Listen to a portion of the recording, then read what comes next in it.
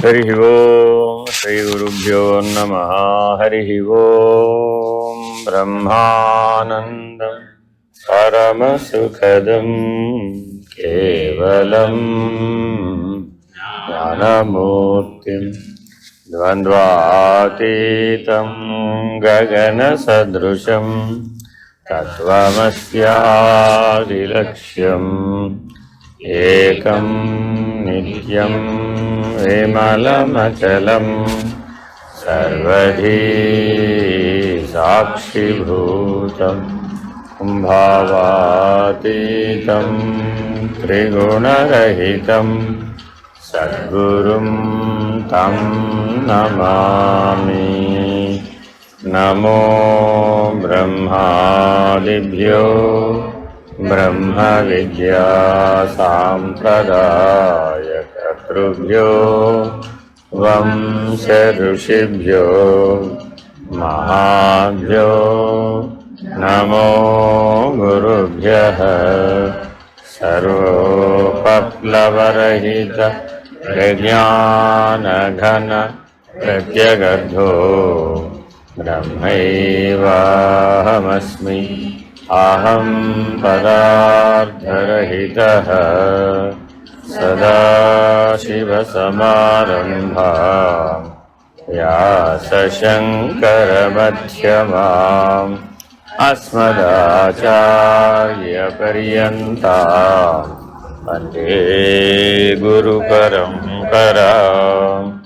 हरिः ओम श्री गुरुभ्यो नमः। हरिः ओम। ओम निर्भयानन्दाय विद्महे अचलपरिपूर्णाय धीमहि तन्नो बलात्कर प्रचोदयात्। ओम साईश्वराय विद्महे सत्यदेवाय धीमहि तन्नः सर्वप्रचोदयात्। ॐ तत्पुरुषाय विद्महे महादेवाय धीमहि तन्नो रुद्रः प्रचोदयात्। हरिः ओम। ज्ञानबोधामृताय धीमहि तन्नो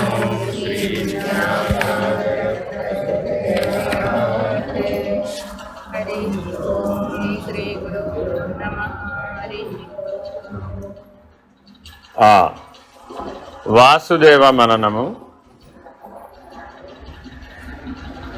ఇప్పటి వరకు మనం అధ్యారోప అపవాదం, చేతనాచేతన విచారణ, అలాగే సాధన చతుష్టయ సంపత్తి విచారణ, ఆ తదుపరి దుఃఖం స్వాభావికమా కాదా, ఆ తర్వాత కర్మత్రయ విచారణ, ఆ తదుపరి శరీరత్రయ విచారణ విలక్షణత్వం కోసం. ఈ విచారణలన్నీ దేనికోసం? విలక్షణుడను నేను కాదు అని చెప్పడానికి. ఏమండి ఈ దొంగ గారు మీరేనా? కాదండి బాబు. ఈ పోలీసు గారు మీరేనా? కాదండి బాబు. ఈ దాత గారు మీరేనా? కాదండి. ఈ గ్రహీత గారు మీరేనా? కాదండి. ఏమండి ఈ టీచర్ గారు మీరేనా? కాదండి. ఏమండి ఆయన దగ్గర చదువుకున్నటువంటి శిష్యుడు గారు మీరేనా? కాదండి. అదేమిటండి ఏదో ఒకటి అవ్వాలి కదా మీరు. నేనేదియూ కాదు. విలక్షణుడు అనగా ఏమి? ఏదియూ కాదు. ఈ స్త్రీ మీరేనా? కాదు. ఈ పురుషుడు మీరేనా? ఆ ఆకాశం మీరేనా? ఈ ఆకాశం మీరేనా? కాదు. ఆ ఆకాశము కాదు, ఈ ఆకాశం.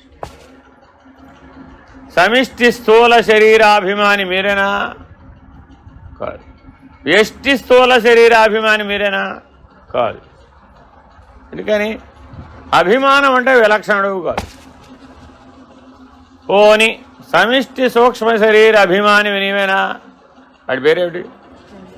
హిరణ్య గర్భుడు. ఆయన నువ్వేనా? నేను కాదు. అభిమానం ఉంది కాబట్టి నేను కాదు. పోనీ వ్యష్టి సూక్ష్మ శరీర అభిమాని నీవేనా? కాదా? అయ్యో, మీ ఇంట్లో ఎవరు నువ్వు మరి? మీ ఇంట్లో ఎవరు నువ్వు? మీ ఇంట్లో ఎవరు నువ్వు? మీ ఇంట్లో ఎవరు నువ్వు? మీ ఇంట్లో ఎవరు నువ్వు? ఎక్కడైనా ఆత్మస్వరూపుడు. సమాధానం ఏం చెప్పాలి? ఎక్కడైనా ఆత్మస్వరూపుడు. ఇంటూ ఏడు బయటేడు, కొండ లోపల కొండ బయట, ఎక్కడైనా ఆత్మస్వరూపుడు అనేవాడే అభిమాన రాహిత్యం చేత విలక్షణంగా ఉంటాడు. నిజంగా మనకు అభిమాన రాహిత్యం ఉందా లేదా అనేది జ్ఞానేంద్రియ విచారణ, కర్మేంద్రియ విచారణ, ప్రాణ పంచకం, 3 పంచకాలు అయిపోయినాయి. ఇప్పుడు ఏమైపోయినాయండి? జ్ఞానేంద్రియ పంచకం అయిపోయింది, కర్మేంద్రియ పంచకం అయిపోయింది, వాయు పంచకం కూడా అయిపోయింది. ఇప్పుడు తర్వాత ఏంటండి? అంతఃకరణ చతుష్టయం. అదే ప్రత్యేగాత్మని జోడించాము దాంట్లో. ఈ 4లో ఇంకొకటి 5 ఉండాలా వద్దా? మరి 5వ వాడేవాడు నేనే, ప్రత్యేగాత్మ. ఆ నేనుని జోడించామనుకోండి, అప్పుడు అవి అంతరింద్రియాలు. నేనుని జోడిస్తే ఏమిటి? అంతరింద్రియాలు. నేను జరిపేస్తే పక్కకి అంతఃకరణం. అర్థమైందండి? మీ మంచానికి ఎన్ని కోళ్ళు? ఈ మంచానికి ఎన్ని కోళ్ళు? ఈ మంచానికి ఎన్ని కోళ్ళు? పంచపాండవులు ఎంతమంది? అబ్బా, కరెక్ట్గానే చెప్తున్నారు, పర్వాలేదు. అయితే పంచపాండవులు మంచం కోళ్ళలాగా ఎంతమంది? అంతే. పంచపాండవులు మంచం కోళ్ళలాగా అంతమంది, అంతే. అదేంటండి? ఏమిటి లెక్క? చిన్నప్పుడు ఎప్పుడో చెప్పారు కదా ఇది. ఎలా నాయన కరెక్టేనా ఈ లెక్క అంతా? పంచపాండవులు ఎంతమంది? 2. పంచపాండవులు ఎంతమంది? అదేమిటండి 5 పాండవులు అని చెప్తే 2 అంటారేమిటి? జీవాత్మ, పరమాత్మ.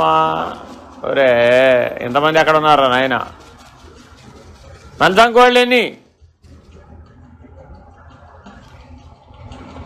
మంచం కోళ్ళు ఎన్ని? 2. పంచప్రేతమంచాధిశాయిని. మంచం కోళ్ళు అంటే నువ్వు పడుకునే మంచం అనుకుంటావేమిటి? నువ్వు పడుకునే మంచం గురించి అడగాలి. అక్కడ త్రిపుర సుందరి భువనేశ్వరి పీఠంలో ఆవిడ 4 కోళ్ళు. చతుర్ముఖ ప్రజాపతి గారు 1 కోడు, నారాయణుడు 1 కోడు, మరొకటి రుద్రుడు 1, మరొకటి అది పంచప్రేతమంచాధిశాయిని అయినటువంటి భువనేశ్వరి పీఠానికి ఎన్ని కోళ్ళు అని అడుగుతున్నావు? అక్కడ కూడా 2. ఏమిటవి? ఈశ్వరము, అనీశ్వరము, అంతే.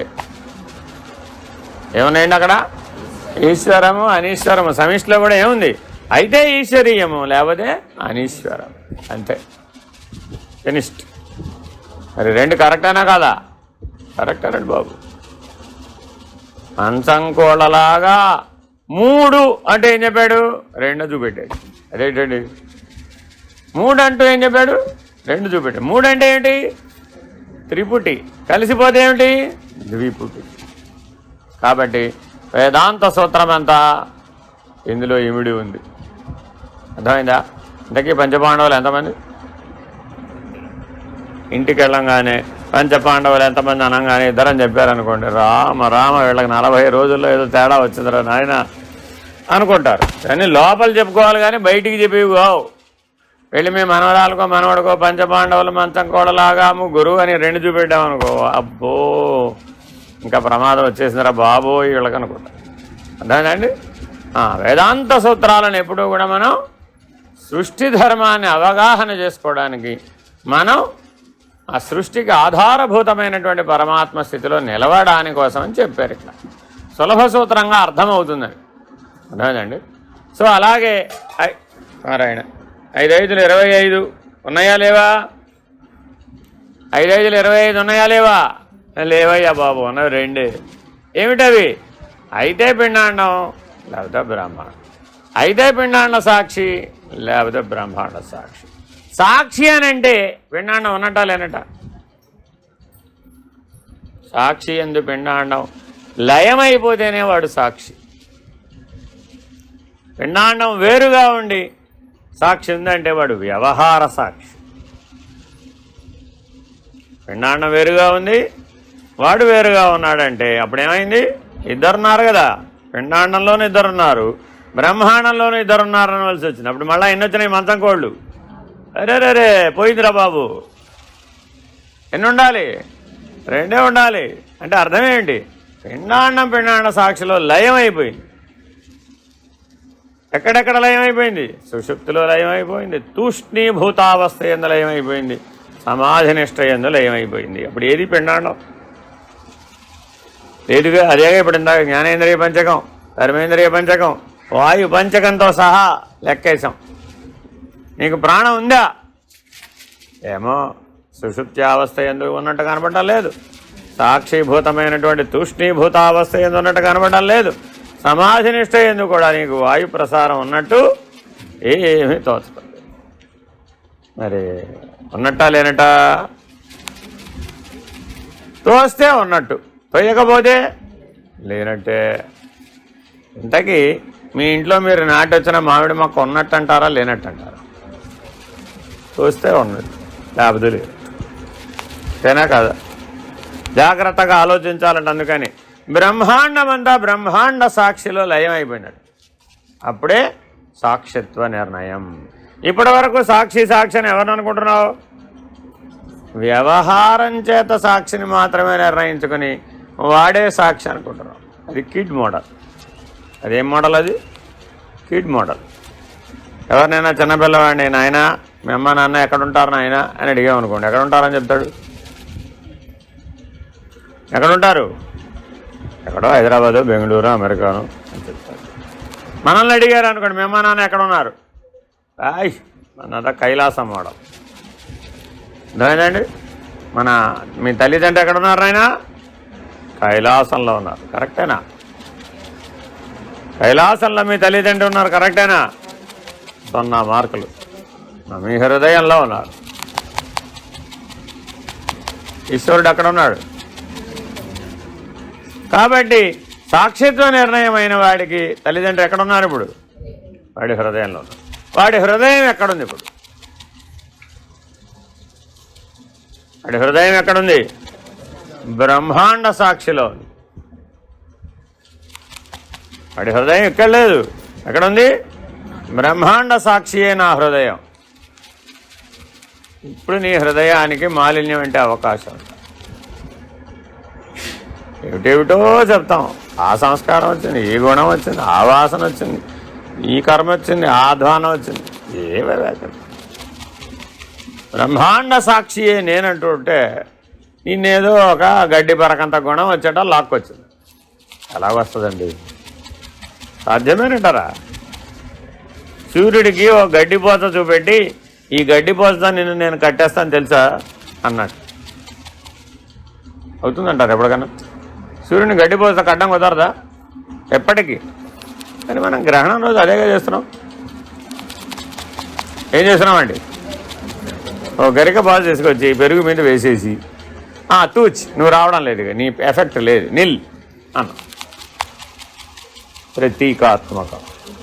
మర్చిపోకూడదండి, తప్పనకూడదు. అదేమిటది?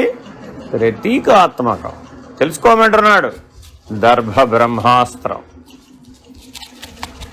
అది దర్భ కాదయ్యా బాబు. అదేమిటది? బ్రహ్మాస్త్రం. కాబట్టి ఆ బ్రహ్మజ్ఞానం కలిగిన వాడు, బ్రహ్మనిష్ఠుడైన వాడిని గ్రహణం ఏం చేస్తుంది? వాడేం చేయలేదు. సూర్యాకాశం అవతల ఉన్నాడు వాడు. బ్రహ్మాండ సాక్షి ఎక్కడ ఉన్నాడు ఇప్పుడు? సూర్యాకాశం అవతల ఉన్నవాడు. మరి ఆ సూర్యాకాశానికి అవతల ఉన్నటువంటి వాడిని గ్రహణ దోషం అంటాలా వద్దా? అంటాలా వద్దా? బయటకు వచ్చి ఏం చేయకూడదండి. గ్రహణ కాలంలో బయట తిరగకూడదు, చాలా ప్రమాదం. అంతేనా కదా? సత్యమే. స్థూల ధర్మంతో చూస్తే ఆ నియమాలన్నీ, ఆ ఆచారాలన్నీ సత్యమే. సూక్ష్మ ధర్మంతో, స్థూల ధర్మంతో చూస్తే. కానీ నీ నిర్ణయం ఎక్కడ ఉండాలంటే ఇప్పుడు సూర్యాకాశానికి సాక్షిగా ఉన్నటువంటి వాడుగా ఉండాలి. ఆ బ్రహ్మాండ సాక్షి నేను అని మేల్కొన్నవాడు ఎవడైతే ఉన్నాడో, ఇప్పుడు వాడి దగ్గరికి వెళ్ళి అడిగాం, బాబు నీకు మనసు ఉందా లేదా, బుద్ధి ఉందా లేదా, అహంకారం ఉందా లేదా, చిత్తం ఉందా లేదా? పైగా ఎలా ఉండాలంటే అది మనస్సు నానా కంగాళి ఆలోచనలతో ఉండాలి. బుద్ధి ఎలా ఉండాలి? ఎన్నో జ్ఞాపకాల పుట్ట మోస్తూ ఉండాలి. చిత్తం ఎలా ఉండాలి?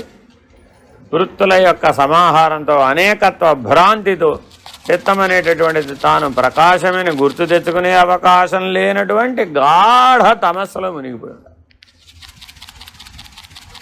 అలాగే అహంకారం ఎంత బలంగా ఉండాలయ్యా అంటే బ్రహ్మాండం నా జేబులో వేసుకోవాలనేటంత ఎంత ఉండాలన్నా అహంకారం బ్రహ్మాండం మడిచేసి జేబులో వేసేసుకోవాలి అంత ఉండాలట అహంకారం. ఇవి ఉన్నాయా అని బ్రహ్మాండ సాక్షి గారిని అడిగాం. ఏమన్నాడే?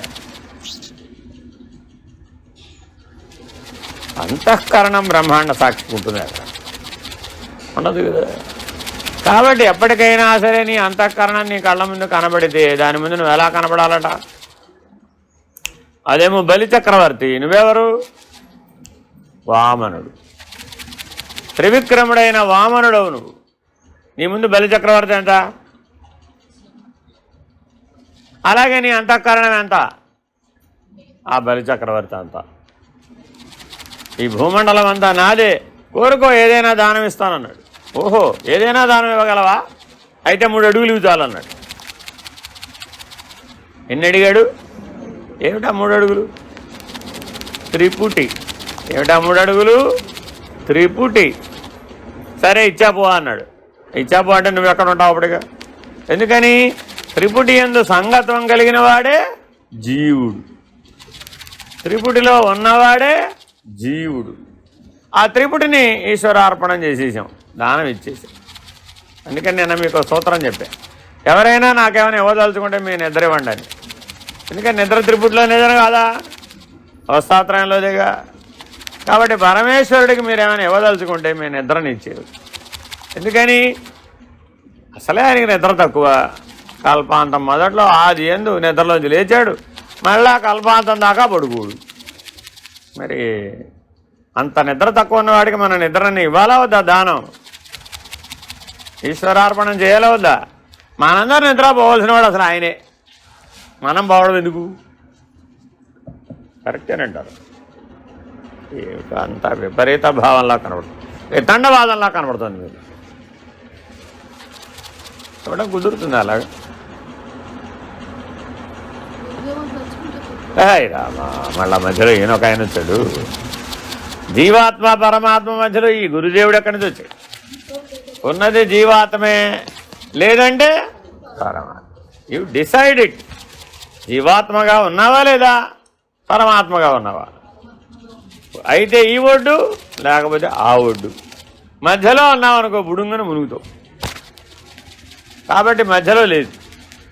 త్రిపుటి అనేది లేనే లేదు అనేటటువంటిది అంతఃకరణ చతుష్టయాన్ని విచారణ చేయగానే ఎవరికైతే నిర్ణయం అయిందో వాడు జ్ఞాన మార్గానికి పనికొస్తాడు. అంతే. మీరందరూ జ్ఞాన మార్గానికి పనికొస్తారా లేదా తెలియాలంటే ఏం చేయాలి? ఇప్పుడు అంతఃకరణ చతుష్టయం విచారణ చేస్తాం. చేసేటప్పటికి ఏమైపోవాలట? త్రిపుటి లేకుండా పోవాలట. అలాంటి వాళ్ళందరూ జ్ఞాన మార్గానికి అద్భుతంగా పనికొస్తారు. అబ్బో ఇంకా పోలేదండి త్రిపుటి అన్నారు అనుకోండి, ఓ మెట్టు దిగాలి. దిగి ఏం చేయాలి? భక్తి మార్గంలో ప్రయత్నించాలి. అర్థమైందండి? ఇంకా పోలేదండి అని 1 సంవత్సరం ఆగి వచ్చారనుకోండి, అప్పుడేం చేయాలి? కర్మ మార్గం అంటే నిష్కామ కర్మ చేసే సేవా మార్గాన్ని ఆశ్రయించాలి. ఇలా ఒక్కొక్కటి ఆ త్రిపుటిని వదలడానికే నిర్ణయించబడ్డాయి ఇవన్నీ కూడా. త్రిపుటిని బలపరచుకోవడానికి కాదు. కర్మ మార్గమైన, భక్తి మార్గమైన, యోగ మార్గమైన త్రిపుటి లేదనేటటువంటి జ్ఞాన మార్గంలో నువ్వు ప్రవేశించడానికే సహాయకారులు. వాటిని ఆ దృష్టితో ఆచరించాలే కానీ త్రిపుటిని బలపరచుకోవడానికి ఉపయోగించరాదు. సరే, మనస్సు అనగా సంకల్ప వికల్పములు దేని చేత చేయబడుతున్నవో అది మనస్సు అని చెప్పబడను. దానికి స్థానము గళాంతము అంటే అక్కడండి. గళం అంటే ఇది కొద్దిగా గాత్రశుద్ధి. గళాంతం అంటే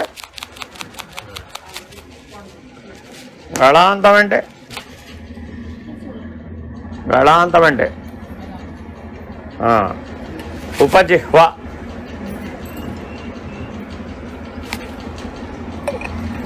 అంటారు దాన్ని ఉపజిహ్వ, తెలుగులో కొండ నాలుక. ఏమిటో కొండ నాలుక అంటే ఏమిటో తెలియదు నాకు, అర్థం కాదు. కొండకి ఎక్కడైనా నాలుగు ఉంటుందా?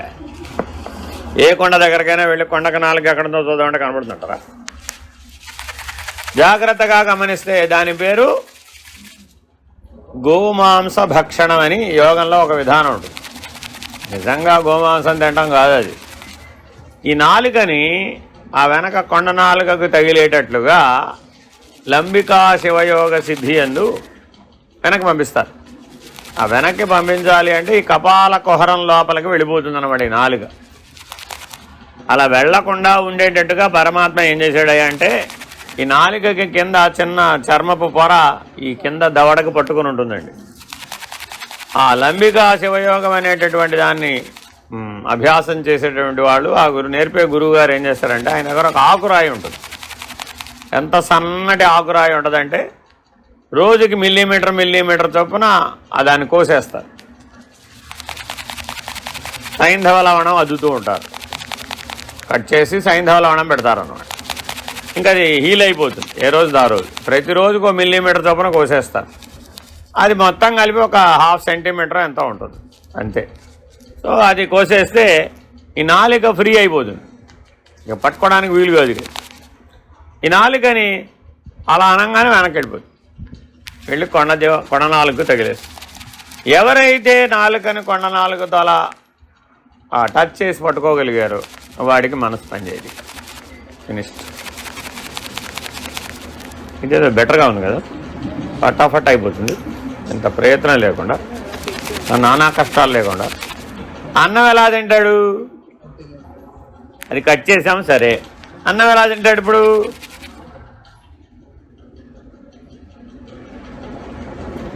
అన్నం లేదు, సోనం లేదు, కాబట్టి ఏముంది అప్పుడు? వాయుభక్షణం. చాలా సులభమేనంటారా? చాలా కష్టం అంటారా? చూడండి అదే. కాబట్టి దాని పేరు ఏమిటంటే లంబిక. ఆ గళాంతంలో ఉన్నది ఏమిటండి? అది లంబిక. దానినే ఉపజిహ్వ అని కూడా అంటారు. దానినే ఇలా చేయడాన్ని గోమాంస భక్షణం అంటారు. అర్థమైందండి? అంతేగాని స్థూలంగా కాదు. సరే, దీనికి అధిష్టాన దేవత ఎవరింతకీ? చంద్రుడు. సరే, ఆ అధిష్టాన దేవత చేత ప్రేరేపింపబడిన మనస్సు సంకల్ప వికల్పములు చేయి. మనం ఏం చేయాలి మరి? ఇప్పుడు ఆకురాయి తెచ్చుకుందాం మనం కూడా రాత్రికి. వద్దా? ఎవరు రెడీగా లేరా? అయ్యో, వస్తాడు కర్లీ ప్రసాద్, వస్తాడు మీ అందరికీ చూపెట్టడానికి. ఎలాగో షణ్ముఖి అని ఒక ముద్ర ఉంటుందండి.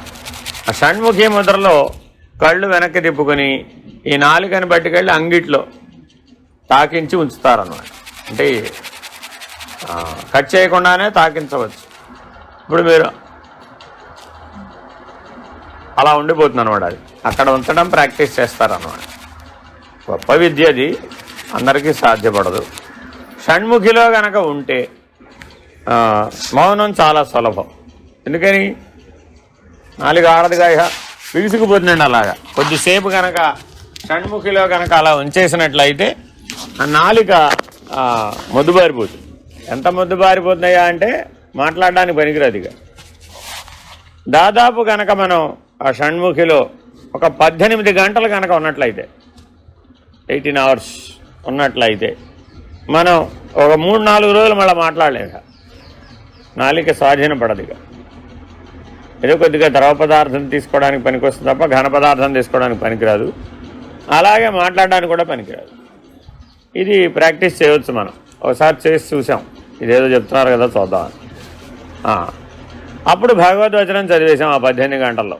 మొత్తం పుస్తకం 18 గంటల్లో అయిపోయింది భగవద్వచనం అంతా కూడా. ఆ 18 గంటల్లో నాలుక పైన పెట్టే ఉంచేస్తే ఓ 3-4 రోజులు నాలుక పని చేయదంతే, మనసు కూడా పని చేయదంతే. ఓ 3-4 రోజులు మనసు పని చేయకపోతే ఏమిటవుతుంది? పని చేసే 50 ఏళ్ళు ఉద్ధరించింది ఏముంది? ఓ 3-4 రోజులు పని చేయకపోతే పెద్ద నష్టం ఏం లేదు. అయితే ఏంటి, జీవితకాలం అలా ఉండాలంటే అది వీలు కాదు. కాబట్టి జ్ఞాన మార్గం ఏమని చెప్తుందంటే అన్నింటినీ మనసు ద్వారా నువ్వు స్వాధీనపరచుకో. ఈ ఇంద్రియాలతో ఎంతకాలం ఈ టెక్నిక్ వాడతావు? ఇంద్రియాలు వాడితే ఏమిటి? టెక్నిక్. గుర్తుపెట్టుకోవాలండి. ఇంద్రియాలు వాడి కూడా చేయవచ్చు మనం, కానీ అవన్నీ టెక్నిక్ అన్నమాట. అది ప్రయోజనం లేదు, తాత్కాలికం. మహా అయితే దాని ఎఫెక్ట్ 3 రోజులు 4 రోజులు ఉంటుంది అంతే, అంతకంటే ఎక్కువ ఉండదు. బయటకు వచ్చేస్తే మళ్ళీ మామూలు అయిపోతుంది. అదే నీ మనసుని కనుక పరిణామం చెందిస్తే అది శాశ్వతం. కాబట్టి మనసును ఆలోచనారహిత స్థితిలో ఉంచాలి, బుద్ధిని ఆత్మస్థితిలో ఉంచాలి, చిత్తాన్ని వృత్తి శూన్యంగా ఉంచాలి, అహంకారాన్ని రహితపరచాలి. సరే, బుద్ధి అనగా నిశ్చయము దేని చేతన చేయబడుతున్నదో అది బుద్ధి. దానికి స్థానం ముఖం. చతుర్ముఖుండ అధిష్టాన దేవత బృహస్పతి అని శ్రీ శంకరాచార్యులు చెప్పారు. ఈ అధిష్టాన దేవత చేత ప్రేరేపింపబడిన బుద్ధి నిశ్చయమును చేయదు. ఎవరి గురించైనా మీరు తెలుసుకోవాలండి. అర్థమైందా? మీ అత్తగారు ఎలా ఉంటారో మీకు తెలియదు పెళ్లి చూపులు వచ్చేంత వరకు, అంతేనా కదా? ఇంతకీ పెళ్లి చూపులకు అందరూ వచ్చారు కానీ అత్తగారు రాలేదు. ఆవిడ చెయ్యి ఎలా ఉంటుందో చూపెట్టారు మీకు. ఈ చేతిని బట్టి మీ అత్తగారిని ఊహించుకో అని కొత్త కోడలకు చెప్పారు. తెలుస్తుందా? తెలియదు. ఆవిడ తెలీదా? అదేంటండి, చెయ్యి చూపెట్టారుగా, చెయ్యి చూపిస్తే ఏమన్నా తెలుస్తుందా? సరే, ముఖం తప్ప అన్ని మిగిలిన ఫోటో అంతా చూపిస్తా ఉన్నారు. తెలుస్తుందా? ఆవిడ రాలేదండి, అమెరికాలో ఉన్నారు. అర్థమైందా? కాబట్టి ఇప్పుడు ఏం చేశారు? ముఖం తప్ప మిగిలిన ఫోటో అంతా చూపెట్టారు. అదేదో మిగిలినంతా తీసేసి ముఖం అక్కడే చూపెట్టు అన్నాం లేదా? కాబట్టి బుద్ధి పని చేయాలి అంటే ఏముండాలి? ముఖం. Your face is the index of the mind. అందుకని ఏం చెప్పారు? Face is the index of the mind.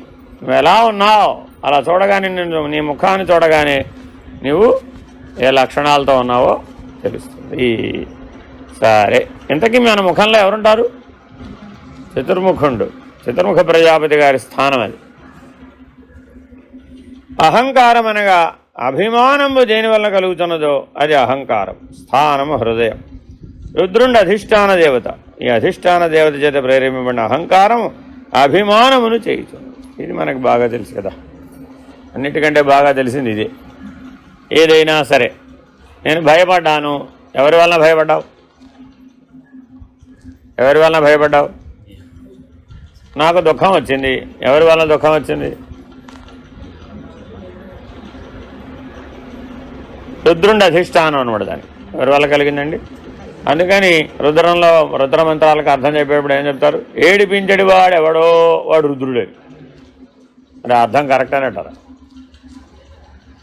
నీ అభిమానం ఎలా ఉందో నీకు ఎత్తి చూపేవాడని అర్థం.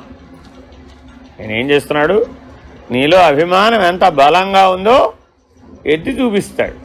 మరి ఎవరన్నా మన లోపాన్ని ఎత్తి చూపిస్తేనే కదా మనం సంస్కరించుకోగలిగేది.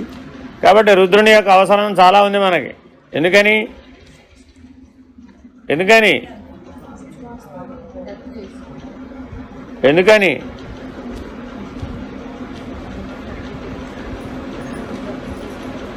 ఎందుకని రుద్రుడితో పని ఉంది?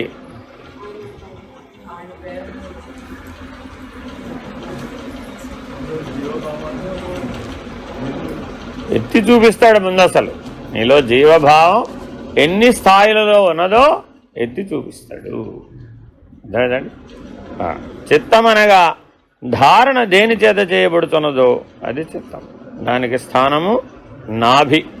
క్షేత్రజ్ఞుడైన జీవుండు అధిష్టాన దేవత. ఈ అధిష్టాన దేవత చేత ప్రేరేపింపబడిన చిత్తము ధారణమును చేయు. చాలా చాలా ఇంపార్టెంట్ ఇది. ఈ చిత్త వృత్తులన్నీ ఇప్పుడు మనకి ఎక్కడి నుంచి బయలుదేరుతున్నాయి? నాభీకంధం నుంచి బయలుదేరుతున్నాయి. మనం ఎక్కడ ఉన్నాయనుకున్నాం? ఇక్కడెక్కడ ఉన్నాయనుకున్నాం. ఇక్కడ ఇట ఇట ఇట. రైట్ బ్రెయినా లెఫ్ట్ బ్రెయినా? రైట్ బ్రెయినా లెఫ్ట్ బ్రెయిన్? ఇక్కడెక్కడ లేదు. నాభి దగ్గర ఏ చక్రం ఉంది? స్వాధిష్టాన చక్రం. పైన మణిపూరకం. నాభిస్థానమునకు పైన మణిపూరకం. నాభిస్థానమున స్వాధిష్టానం. నాభిస్థానమునకు దిగువ మూలాధారం. ఇవన్నీ మీకు బాగా తెలుసు. సరే, జాగ్రత్తగా గమనిస్తే మనం ప్రాణంతో శ్వాసతో సమంగా సమప్రాణాయామంతో జపం చేయమంటున్నామా లేదా? అప్పుడు ఈ నాభీకందం వెనక్కి ముందుకి కదులుతూ ఉందా లేదా? ప్రతి ఉచ్ఛ్వాస నిశ్వాసాలకి, ప్రతి మాటకి, మేము మాట్లాడుతున్నప్పుడు చూసుకోండి మీరు కావాలంటే, ప్రతి మాటకి అలా కదులుతూ ఉందా లేదా? అలా కదులుతూ ఉంటేప్పుడు ఏమైంది? అది నీ స్వాధీనంలో ఉంటుందన్నమాట. అలా కాకుండా టింగ్ పట్ట ముందుకు వచ్చేసింది, అప్పుడేమైంది? ఇంకా కదలమంటే కదులుతుందా? కదలదు. అర్థమైందా? ఇలా జాగ్రత్తగా మీరు ఈ నాభిస్థానాన్ని ఎప్పుడూ కూడా వెనక్కి ముందుకి కదిలిస్తూ ఉండాలి. అప్పుడే మీ స్వాధిష్టాన చక్రం మీ స్వాధీనంలో ఉంటుంది. మహాబంధం వేయాలి అంటే వెనక్కే ఉండాలి, ముందుకు రాకూడదు. వెనక్కే ఉంటేనే ఉడ్యాణ బంధం వేయడానికి వీలవుతుంది, లేకపోతే వీలుగా. అర్థమైందండి? భోజనం ఎంత చేయాలి?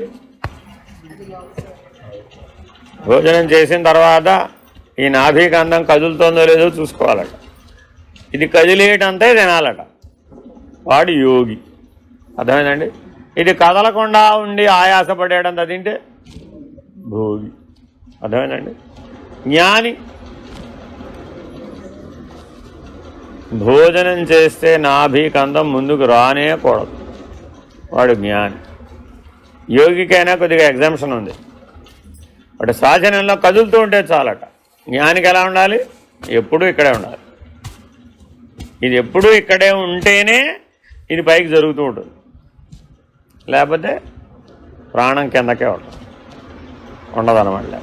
అందరూ ప్రయత్నించలేరు, అవకాశం ఉన్నవాళ్ళు. అర్థమైందండి?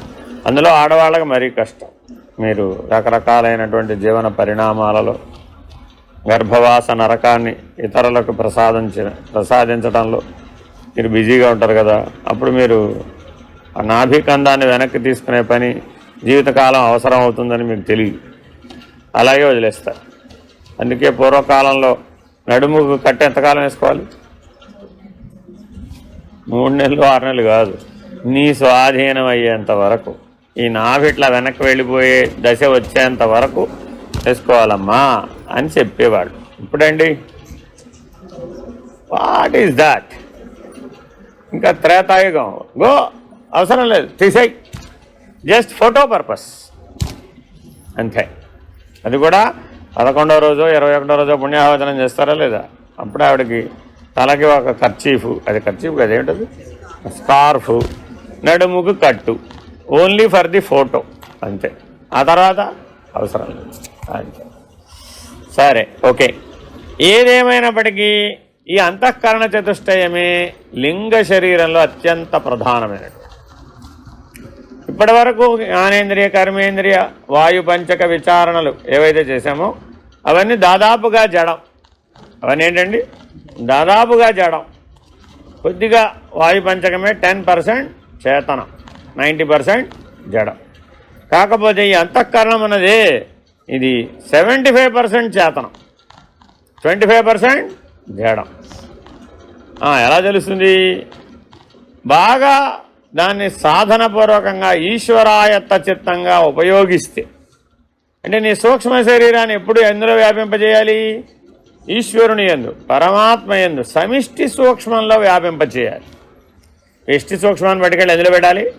సమిష్టి సూక్ష్మంలో వ్యాపింపచేసేస్తే అప్పుడు ఈ లింగ శరీరం కాస్త వెళ్ళెందులో కలిసిపోయింది? ఆ జ్యోతిర్మయమైన లింగ శరీరంలో కలిసిపోయింది. అప్పుడు ఈ లింగ శరీరంతో ఏం ప్రమాదం లేదు ఇక. సరే, ఈ లింగ శరీరము షోడశాత్మకమని ఒక శృతి చెబుతున్నది. షోడశాత్మకం అంటే 16 కళలు. ఈ పక్షం అన్నది అంతఃకరణం మాత్రమే చెప్పబడుతుంది. 17 లింగమని మరి ఒక శృతి చెప్తున్నది. ఆ పక్షంబనందు మనసు చిత్తము ఒకటి అనియు, బుద్ధియు అహంకారం ఒకటనియు చెప్పబడుతుంది. 19 లింగమని మరి ఒక శృతి చెప్తుంది. ఆ పక్షంబన మనోబుద్ధి చిత్తాహంకారములు 4 వేరు అని చెప్పబడుతుంది. ఎటులో చెప్పినను విరోధము లేదు. ఈ చెప్పబడిన 17 విధముల కార్యములు చేతను 17 లింగ శరీరము కలదని నిశ్చయింపబడిను. అంతకుముందు 3, 5, 15 చేసామా లేదా? ఆ 15కి 2 కలిపితే 17, 1 కలిపితే 16, 4 కలిపితే 19. అర్థమైందండి? అంటే మనసు అనేది ఒకటే అన్నాం అనుకోండి 16. కాదయ్యా బాబు, మనసు, చిత్తము, బుద్ధి, అహంకారము కలిసి పనిచేస్తున్నాయని చెప్పాం కదా. అలా కలిపామనుకో 17. 4 కలిపామనుకో ఆ 15కి 19. ఎలా చెప్పినా లింగ శరీరమే. దానికి 12, 16, 17, 19 అని బుర్రబద్దలు కొట్టుకోవాల్సిన పని లేదు. అర్థమైందండి? ఏతావాత లింగ శరీరం 1, 17 1. ఈ జీవిత సత్యం తెలుసుకోవాలి. స్థూల శరీరం 1, సూక్ష్మ శరీరం 1, కారణ శరీరం 1. నువ్వు శరీరత్రయ విలక్షణం, మర్చిపోకూడదు. ఆ లింగ శరీరం నువ్వు కాదు, ఈ అంగ శరీరము నువ్వు కాదు. ఈ స్థూల శరీరానికి ఏమైనా పేరు? అంగ శరీరం. ఈ అంగ శరీరము నీవు కాదు, ఆ లింగ శరీరం కూడా నువ్వు కాదు. మరి ఈ రెండింటికి కారణభూతమైనటువంటి కారణ శరీరం నీవేనా? అది నేను కాదు. ఎందుకని? అందులో అంతా అజ్ఞాన తమసాంధకారం ఉంది. నేను జ్ఞానభాస్కరుడను. నా స్వరూపం ఏమిటి? జ్ఞానభాస్కరుడను. నాకు అజ్ఞాన తమస్సు ఎక్కడ ఉంది? నా సూర్యుడిలో చీకటి వెతుకుదామన్నట్టు ఎవడు. ఏమయ్యా నీ జీవిత లక్ష్యం ఏమిటి అంటే సూర్యుడిలో చీకటి వెతుకుటా. ఎప్పటికైనా తేలుతుందంటారా? సూర్యుడిలో చీకటి ఎట్టా వెతుకుతాడు? అయ్యే పని కాదు. కాబట్టి జాగ్రత్తగా కారణ శరీరము కలదని ఎటువల ఎరుంగటైనా స్థూల శరీరములు సూక్ష్మ కార్యములై కానబడుతున్నవి కనుక వీనికొక కారణము కలదని ఊహింపబడుతున్నది. కార్యముల చేత కారణము ఊహింపబడును. అది ఎట్లనినా కార్యమైన ధూమము చేత కారణంబు అగ్ని ఎటుల ఊహింపబడుతున్నదో అటులే కార్యమైన స్థూల సూక్ష్మ శరీరముల చేత కారణ శరీరం ఒకటి ఉన్నదని ఊహింపబడుతున్నది. ఇంతేగాక అహం అజ్ఞుండనని అజ్ఞానము ప్రత్యక్షముగా అనుభవించబడుతున్నది కనుక కారణ శరీరం ఒకటి కలదని చెప్పవచ్చు. ఈ రీతిన శరీరత్రయము కలదని నిశ్చయించి ఆత్మకు శరీరత్రయ విలక్షణత్వము ఎటువలనని విచారింపవలేను. ఆత్మ విలక్షణత్వము శరీరత్రయమునందును శరీరత్రయ లక్షణము ఆత్మయందును లేకుండాయే శరీరత్రయ విలక్షణత్వము. ఆత్మలక్షణం వెయ్యది అనిన సచ్చిదానంద స్వరూపం. అనాత్మలక్షణము అనృత జడ దుఃఖాత్మకము. ఈ లక్షణములకు అన్యోన్యమే విలక్షణత్వము కలదు. సరే, ఇప్పుడు మన జీవితం అంతా మనం అనృత జడ దుఃఖాత్మకమైనటువంటి అనాత్మను అనుభవిస్తున్నామా లేదా?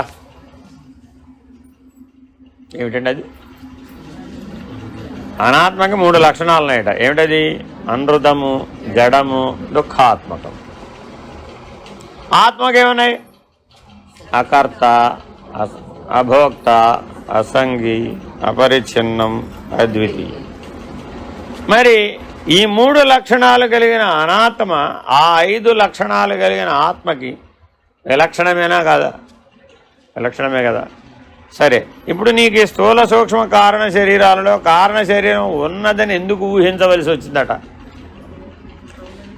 స్థూల సూక్ష్మములను ఉపయోగించుకొని నువ్వు ఏ జీవితాన్ని జీవిస్తున్నావో ఆ జీవితాన్ని బట్టి చెప్పవలసి వచ్చిందట. జీవితం లేకపోతే అంటే స్థూల సూక్ష్మాలను ఉపయోగించి ఏ పని చేయలేదు వాడు. ఎలా ఉన్నాడు? సుషుప్తి ఎందున్నాడు, తూష్ణీభూతావస్థ ఎందున్నాడు, సమాజనిష్ట ఎందున్నాడు, జీవన్ మృతుడై ఉన్నాడు. జీవన్ ముక్తుడు కాదు, జీవన్ మృతుడు. అంటే అర్థం ఏంటి? బ్రతికి ఉండి బ్రతికి ఉండని వాడి వలే ఉన్నాడు. అంటే అర్థం ఏమిటయ్యా అంటే తన శవాన్ని తానే మోసుకు తిరుగుతున్నాడు. ఎలా ఉన్నాడు ఆయన? తన శవాన్ని తానే మోసుకు తిరుగుతున్నాడు. ఇప్పుడు వాడి దగ్గరికి వెళ్ళి నీకు పులిహార ఇష్టమా, దద్దోజనం ఇష్టమా, పరమాన్నం ఇష్టమా అని అడిగామనుకోండి, ఏమంటాడు? నాకా శవానిక? ఏమడిగాడండి? Straight question. నువ్వెవరి గురించి అడుగుతున్నావు? నాకా శవానికా? ఎందుకని? నా జీవితం ఎలా ఉంది? నేను శవాన్ని మోసుకు తిరుగుతాను. నువ్వేమైనా చెప్తే నాకు కూడా ఒక క్లారిటీ కావాలి. ఏం కావాలి? నాకా శవానికా? వెతుక్కున్నాడు వీడు. శవం ఏదండి? ఇదిగో ఇదే అన్నాడు. అదే మీరు అదే కదా. నేను ఇది ఎందుకు అవుతాను? నేను ఇది కాదు, ఇది నా శవం. నేను శివం. నేనెవరిని? శివం. ఇదేమిటి? ఇది నా శవం. అమ్మవారికి తప్ప, అయ్యవారికి తప్ప ఎవరికి శవవాహనం లేదు. చాముండా శవవాహన.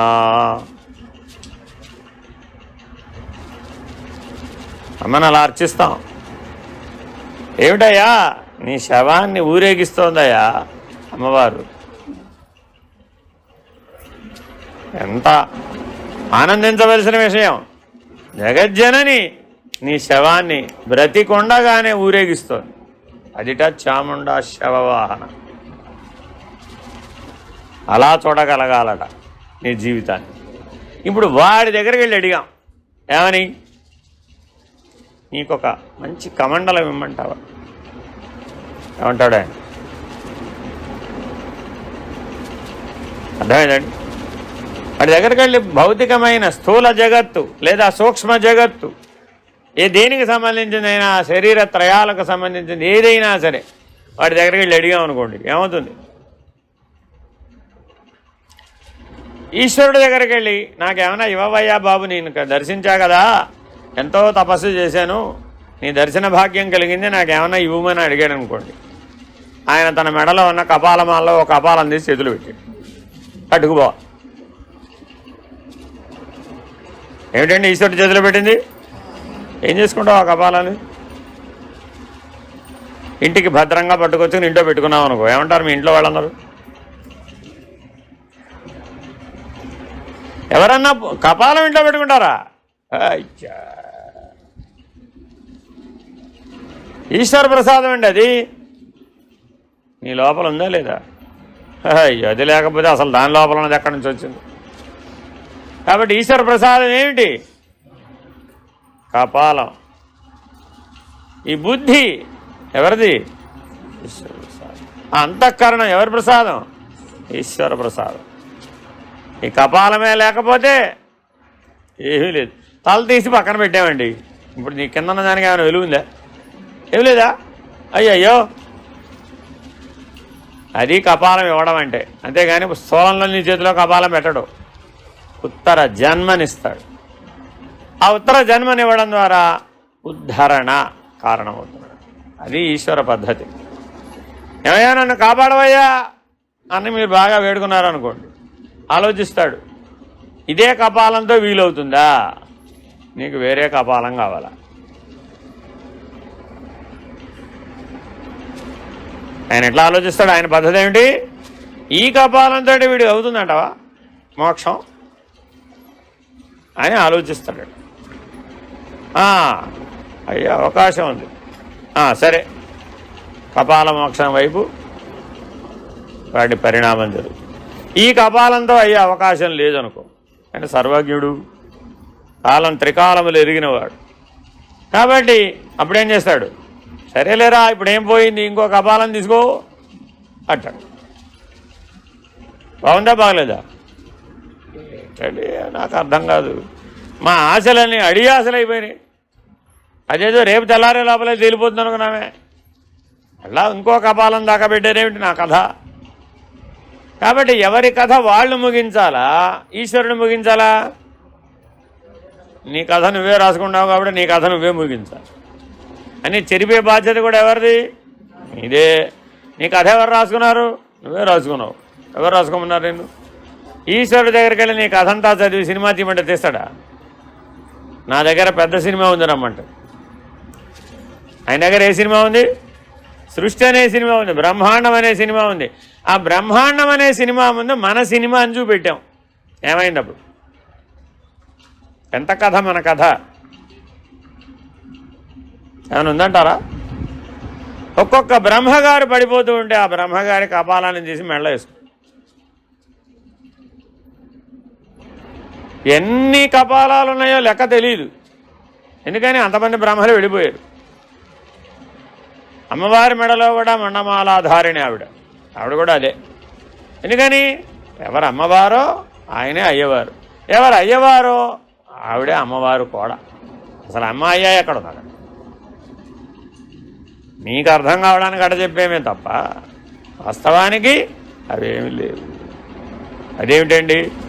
ఇప్పటిదాకా ఉన్నాయన్నారు, మంత్రాలు చదువుకోమన్నారు, తంత్రాలు చదువుకోమన్నారు, జపం చేయమన్నారు, సమాధినిష్ట అన్నారు, ఏమిటేమిటో అన్నీ చెప్పి ఇప్పుడు అన్నీ తూచిలేదంటారు. నీకు అంతఃకరణం పని చేసినంతకాలం అవన్నీ ఉన్నాయి. నీవు కర్తగా భోక్తగా ఉన్నంతకాలం అవన్నీ ఉన్నాయి. సత్యమే అవన్నీ.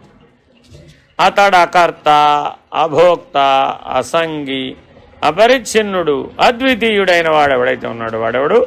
చిదానంద రూప శివోహం శివో. వాడికి శరీరత్రయములు లేవు. వాడెప్పుడు శివుడే. వాడెప్పుడు శరీరత్రయ విలక్షణుడు. వాడికి తోచదు స్థూల శరీరం ఒకటి ఉందని, సూక్ష్మ శరీరం ఒకటి ఉందని, కారణ శరీరం అనే అజ్ఞానం ఊహించాలని వచ్చే అవకాశం. సరే, ఎలా ఇప్పుడు ఈ విలక్షణత్వాన్ని నిరూపిస్తున్నామో చెప్తున్నాం. ఇది నీ స్వరూపం. ఈ విలక్షణత నీ స్వరూపం. వ్యవహారం తెచ్చిపెట్టుకున్నాం. ఏమైందండి? ఆ శరీరత్రయ వ్యవహారమేమో ఆగంతుకం, తెచ్చిపెట్టుకున్నది. అదే విలక్షణత్వమేమో స్వాభావికం, స్వరూపం. ఏది శాశ్వతం? స్వాభావికం, స్వరూపం శాశ్వతం. అర్థమైందండి? ఎందుకు దృష్టాంతం పెట్లనినా పురుషుని లక్షణములు స్త్రీ ఎందును, స్త్రీ లక్షణములు పురుషుల ఎందును ఎటుల లేదో అట్లే సల్లక్షణం అసత్తునందును, అసల్లక్షణము సత్తునందును లేదు. అది ఎటులనిన ప్రకాశ లక్షణము అంధకారమునందును, అంధకార లక్షణము ప్రకాశమునందును ఎలాగున లేదో అట్లే చిల్లక్షణము జడంబునందును, జడలక్షణము చిత్తునందును లేదు. మరియు ఎటులనిన చంద్రికా లక్షణం ఆతపంబునందును, ఆతప లక్షణంబు చంద్రిక ఎందును ఎటుల లేదో అటులే ఆనంద లక్షణంబు దుఃఖంబునందును, దుఃఖ లక్షణంబు ఆనందంబునందును లేదు. ఈ విధంబున సత్తు చిత్తు ఆనందంబులకును అనృత జడ దుఃఖంబులకు అన్యోన్య విలక్షణత్వం. సల్లక్షణము, అసల్లక్షణము, చిల్లక్షణము, జడల్లక్షణము, ఆనంద లక్షణము, దుఃఖ లక్షణము ఎరుగకయే వీనికి అన్యోన్య విలక్షణత్వం పెరగకూడదు. కావున వీనికి లక్షణమును చెప్పుచున్నారము. మనకి ఎన్నున్నాయట? 3 ద్వంద్వాలు చెప్పాడు. ఇప్పుడు ఎన్ని ద్వంద్వాలు చెప్పాడండి? 3. ఏమిటవి? సల్లక్షణము, అసల్లక్షణము, చిల్లక్షణము, జడలక్షణము, దుఃఖ లక్షణము, ఆనంద లక్షణం. ఇంతేనంట మన జీవితం. ఏ జీవుని యొక్క జీవితమైనా ఈ 6 లక్షణాలే పొమ్మన్నాడు. ఏమిటవి? బాగా ఆలోచించండి. అయితే ఏమిటి? సల్లక్షణం, లేకపోతే అసల్లక్షణం, అయితే చిల్లక్షణం, లేకపోతే జడ లక్షణం, అయితే ఆనంద లక్షణం, లేకపోతే దుఃఖ లక్షణం. అంతేనా కాదా? ఈ 6 లక్షణాలు భావములేనా కాదా? భావములేనా కాదా? ఈ 6 లక్షణములు భావములేనా కాదా? అందరికీ 0 మార్కులు. ఆ భావం. ఈ 6 లక్షణములు ఏమిటి? అభావస్థితిలోనే వీలవుతుంది, భావస్థితిలో వీలు కాదు. ఎందుకని? భావస్థితిలో అనేకత్వం ఉంటుంది. భావస్థితిలో అనేకత్వం ఉంటుంది. సాక్షిత్వంలో మాత్రమే ఈ 6 అభావం. ఈ 6ను అసలు గుర్తించాలంటే నువ్వు అభావంగా ఉండాలి. నువ్వు భావంలో కొట్టుకుపోతూ ఉంటే అసలు వాటిని గుర్తించలేవు. రవి గారు పాట పాడుతున్నాడు అనుకో, ఆయన పాటను గుర్తించాలా, ఆయన భావాన్ని గుర్తించాలా, ఆయన ఎక్కడ లయం అవుతున్నాడో గుర్తించాలా, ఆయన స్వరూపాన్ని గుర్తించాలా?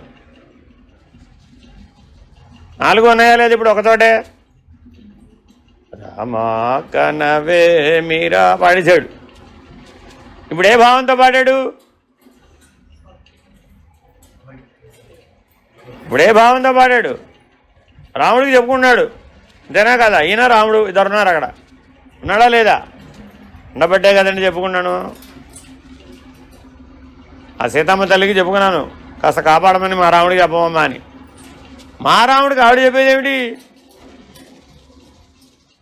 మా రాముడా మీ రాముడా? ఇంతకైనా జానకి రాముడు అసలే ఆయన. మా రాముడు అంటే ఒప్పుకుంటుంది ఏమిటి ఆవిడ అన్నాడు. ఇవన్నీ ఏమిటి? భావములు. అర్థమైందండి? ఈ భావములన్నీ ఇలా వచ్చిపోతూ ఉంటాయి. మరి అప్పుడు నీకు రాముడు ఏమిటి, సీత ఏమిటి, జీవుడు ఏమిటి, దేవుడు ఏమిటి? అక్కడ ఏమైనా ఉందా? ఆ గోలంతా పట్టదు. అప్పుడు తత్వ విచారణ అంతా పట్టదు. భావంలో కొట్టుకుపోయేవాడికి తత్వజ్ఞానం అవ్వదు. మరి ఇప్పుడు ఏం చేయాలి? దాటవయ్యా. ఆ భావం వెనకాల ఏముంది? నీ హృదయం ఉందా లేదా? నీకు అందులో లయస్థానం ఉందా లేదా? అందులో అంతరాత్మ ఉందా లేదా? ఆ అంతరాత్మ ప్రకాశం ఉందా లేదా? ఇప్పుడు ఆ అంతరాత్మ ప్రకాశానికి ఏ భావం ఉంది? ఆ అంతరాత్మ ప్రకాశానికి రాముడా కృష్ణుడా? రాధాకృష్ణులా సీతారాములా? ఏమిటండి పాపం, రుక్మిణీదేవికి రావాల్సిన పేరంతా రాధకు వచ్చేసిందండి బాబు. పట్టపురాణం ఎవరు? రుక్మిణీదేవి. సాక్షాత్ మహాలక్ష్మి ఎవరు? రుక్మిణి. మరి ప్రపంచం అంతా ఎవరిని సంకీర్తనం చేస్తున్నారు?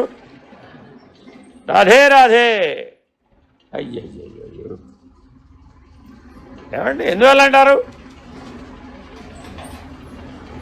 ఎందువల్ల అండి? రుక్మిణి బహిప్రాణం, రాధ అంతఃప్రాణం కృష్ణుడి. రుక్మిణి ఎవరు? బహిప్రాణం. రాధ ఎవరు? రెండుంటాయి ఆ ప్రాణాలు. ఎక్కడన్నా ఒకటి ఉంటుందా? రెండయా ఒకటి ఉంటుందా? బహిప్రాణం అంతఃప్రాణం ఉన్నాయా లేవా? ఉన్నాయి. అయ్యో రామ, బయట ఆడేదేమో శ్వాసక్రియ, వ్యవహారం అంతా బహిప్రాణం, స్వరూపమంతా ముఖ్య ప్రాణం అంతఃప్రాణం.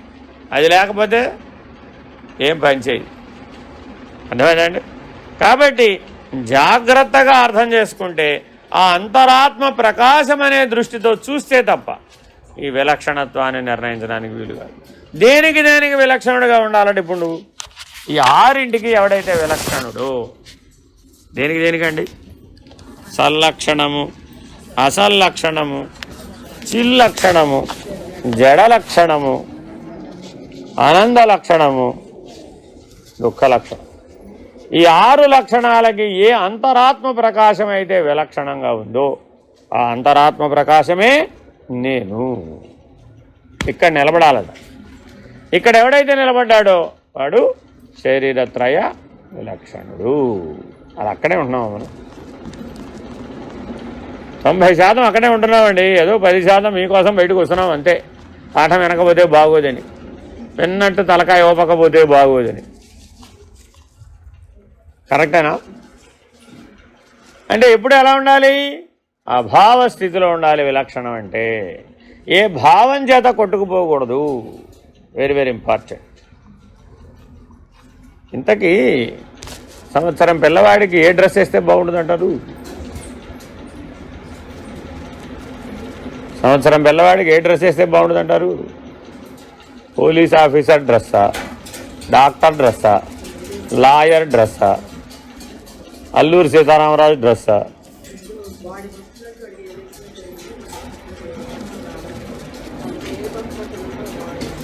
వాడికి తెలీదు. వాడికేమో తెలుసా? ఆ ఫోటో తీసేంతవరకే కథ. ఆదిశంకర్ డ్రెస్ వేస్తే ఎలా ఉంటుంది అంటారు? శ్రీకృష్ణుడు డ్రెస్ అయితే బెటర్. కాబట్టి ఈ లక్షణములన్నీ ఏమిటి, ఈ భావములన్నీ ఏమిటి? కేవలం పైన వేసి తీసే డ్రెస్సులు లాంటివి. అది నువ్వెలా అవుతావయ్యా? బా, మా అబ్బాయి శ్రీకృష్ణుడు అసలు ఎలా ఉన్నాడో తెలుసా? మన కృష్ణాష్టమికి కృష్ణుడు వలే ఉన్నాడా?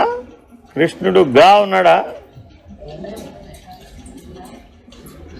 ఎలా ఉంటాడమ్మా? ఆయనేమో నీలమేఘశ్యాముడు, మీ అబ్బాయి ఏమన్నా తెల్లగా ఉన్నాడు. ఎలాగా? అలా కన్హయ్యానా కాదా? కాబట్టి ఈ భావజాలం అంతా కూడా ఒక్క తుఫాను గాలి కొట్టుకుపోయి. ఏమిటా తుఫాను గాలి? తత్వజ్ఞానం అనే తుఫాను గాలికి ఏ భావజాలము నిలబడలేవు. భావం ఉంటే తప్ప భక్తి పనిచేయి, భావం ఉంటే తప్ప కర్మ పనిచేయి, భావం ఉంటే తప్ప యోగం పనిచేయి, అభావ స్థితిలో ఉంటే తప్ప తత్వజ్ఞానం పనిచేయి. ఇంతకీ మీ రాముడు తెల్లనివాడా నల్లనివాడా? మా సీత తెల్లనిదా నల్లనిదా? జనక్పురి అని నేపాల్లో ఒక ఊరుందండి. అక్కడ పుట్టిందండి సీతాదేవి. మిథిలా నగరం అంతా కూడా మిథిల అనే రాజధాని అక్కడ ఉంది.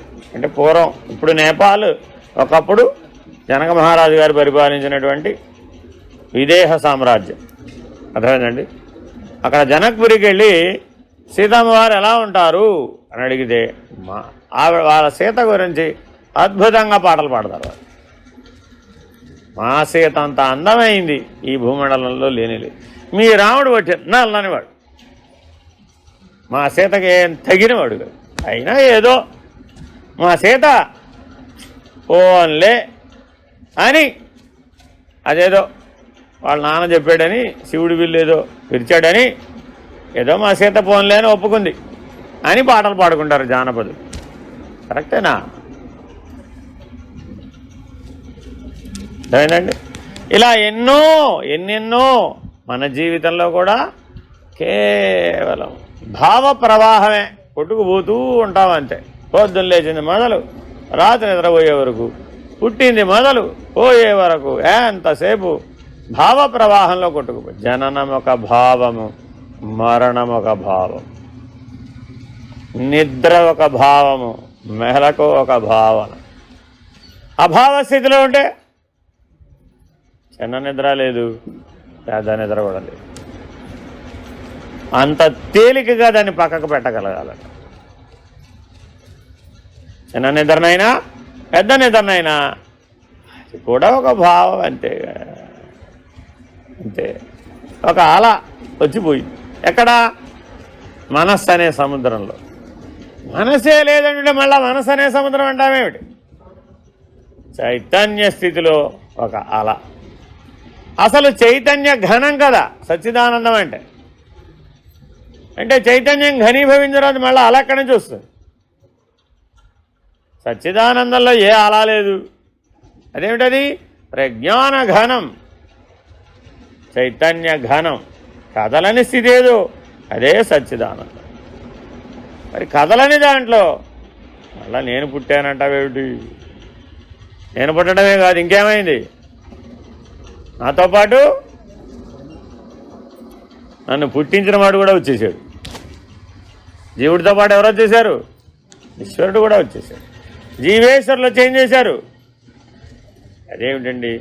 నిన్న కనీసం ప్రసాదానికి అన్ని అరటిపళ్ళు తెచ్చారు కదా, ఇవాళ ప్రసాదానికి ఏం ఒక్క అరటిపండు అన్నా మిగలతలేదా?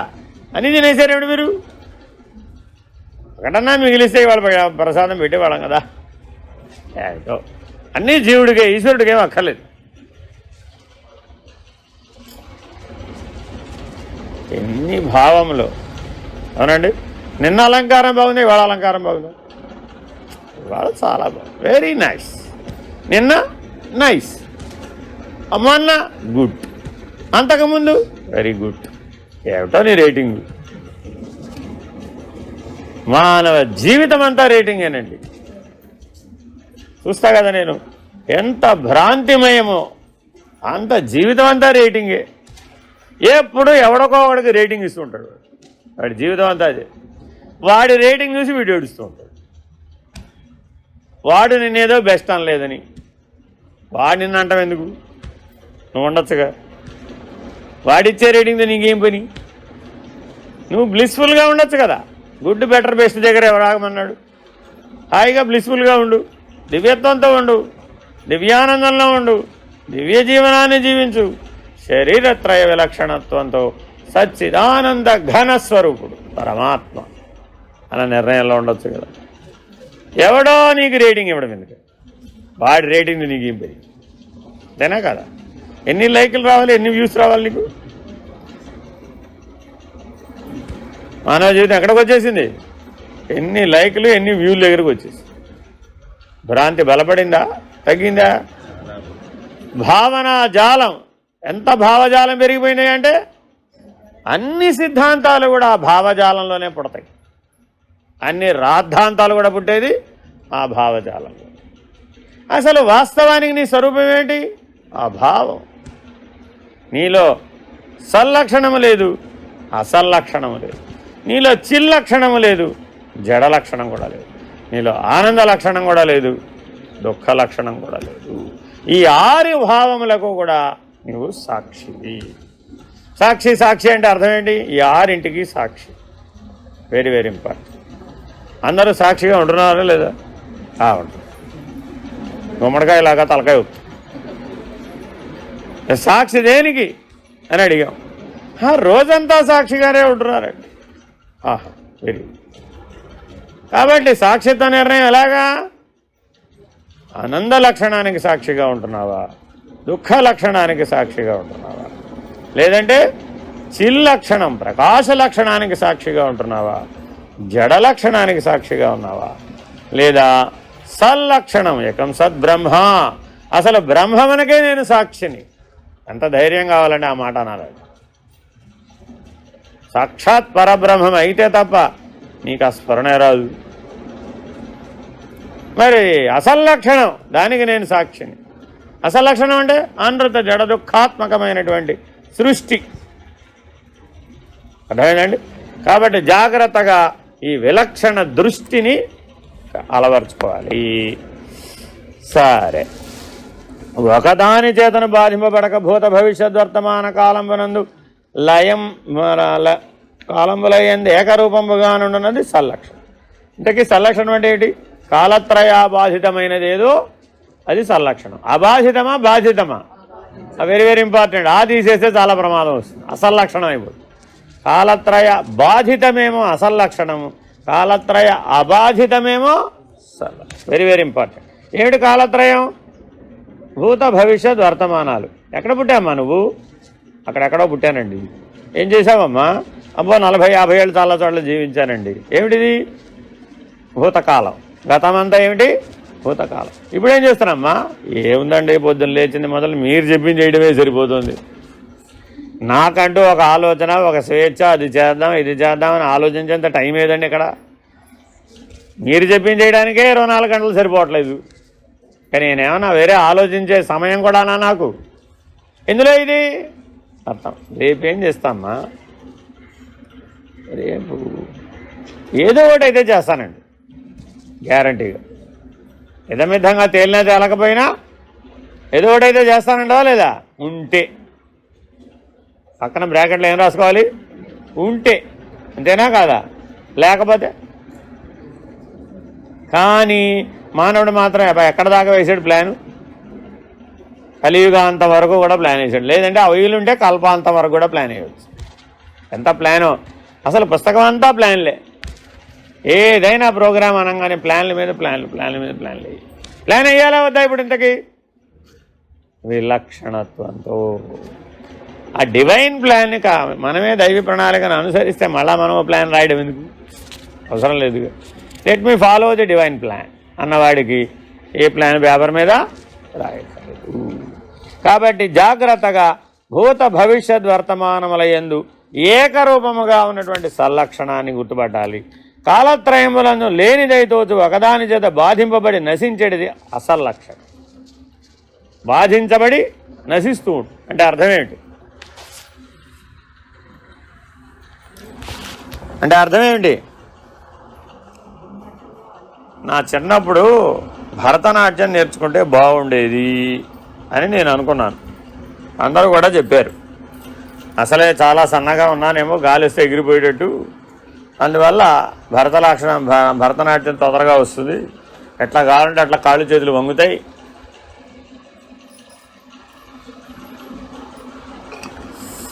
గొంతులో లయ ఉంటే సంగీతం వస్తుంది, నడకలో లయ ఉంటే నాట్యం వస్తుంది.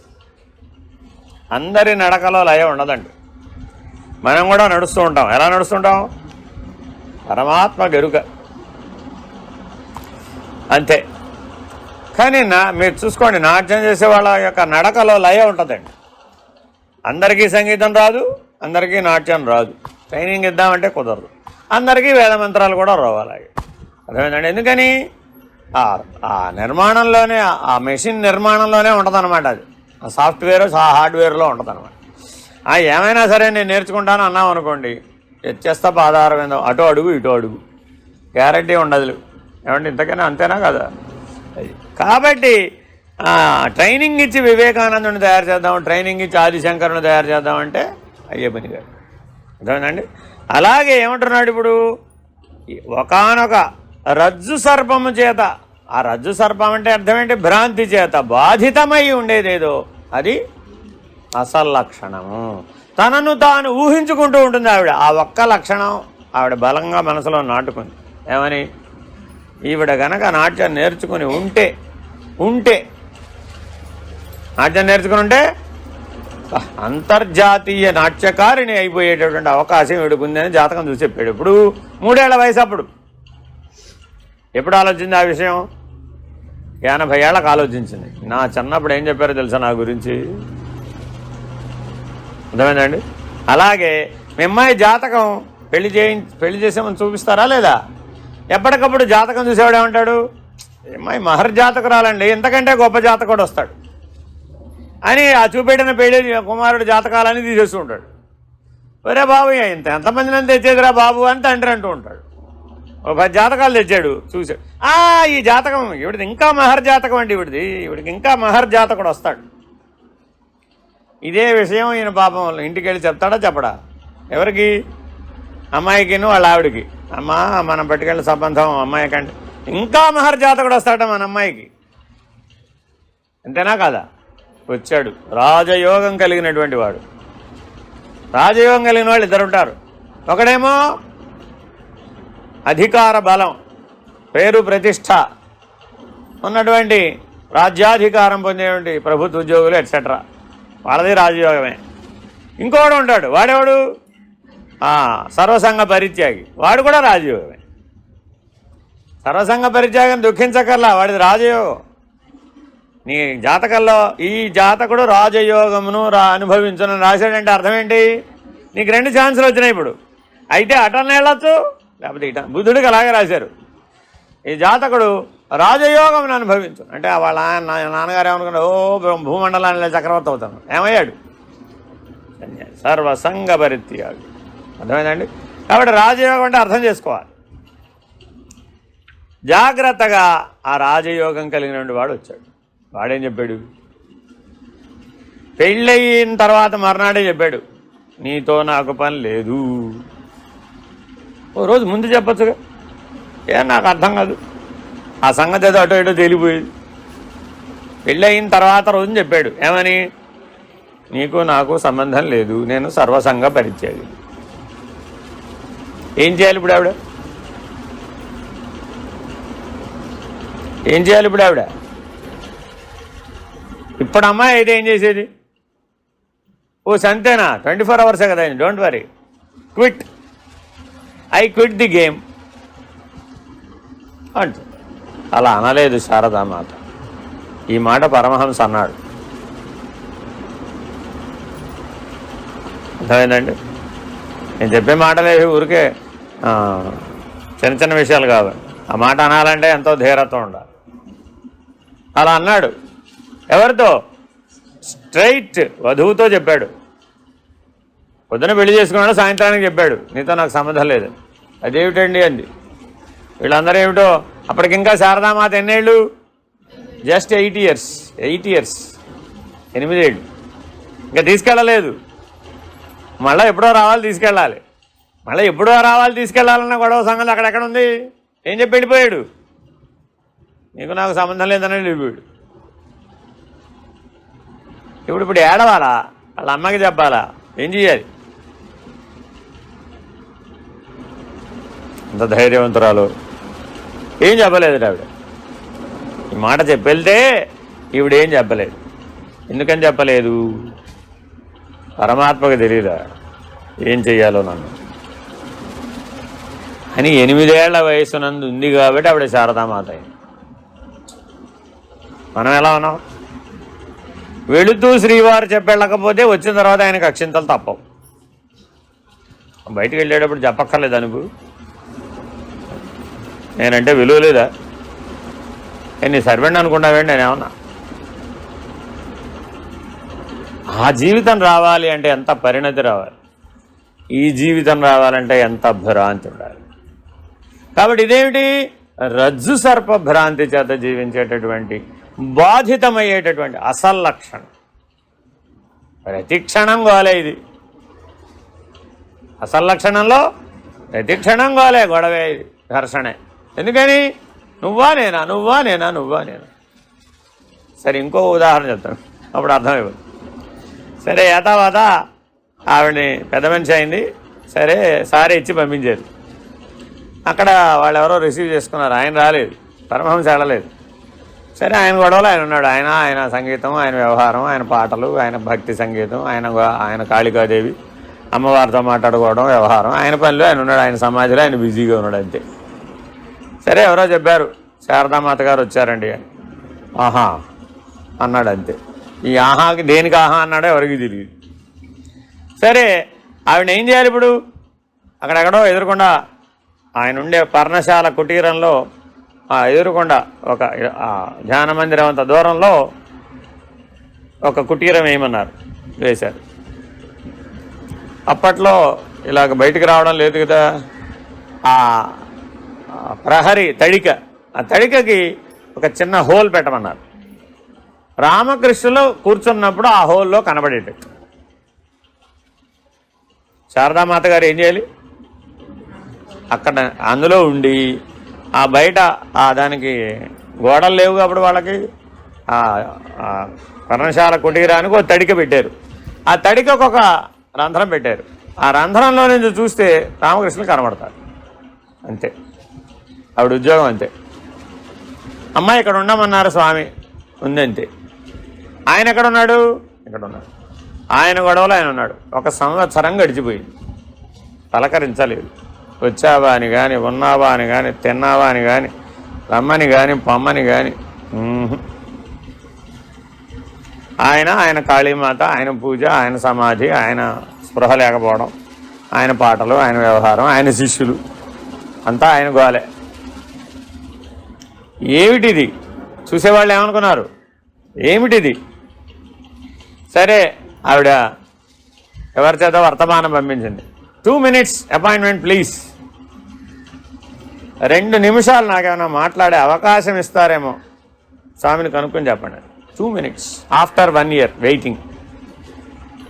ఏమండి, ఇవాళ ఇదే సిచ్యుయేషన్ మీరు పెట్టారనుకో,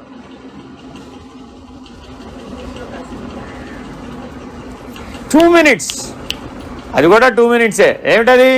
తూచ్. అటు శారదామాత కాబట్టి సంవత్సరం తర్వాత 2 నిమిషాలు అపాయింట్మెంట్ ఇవ్వమని అడిగితే, సరే రాత్రికి పాలు పట్టుకుని రమ్మనండి అన్నారు.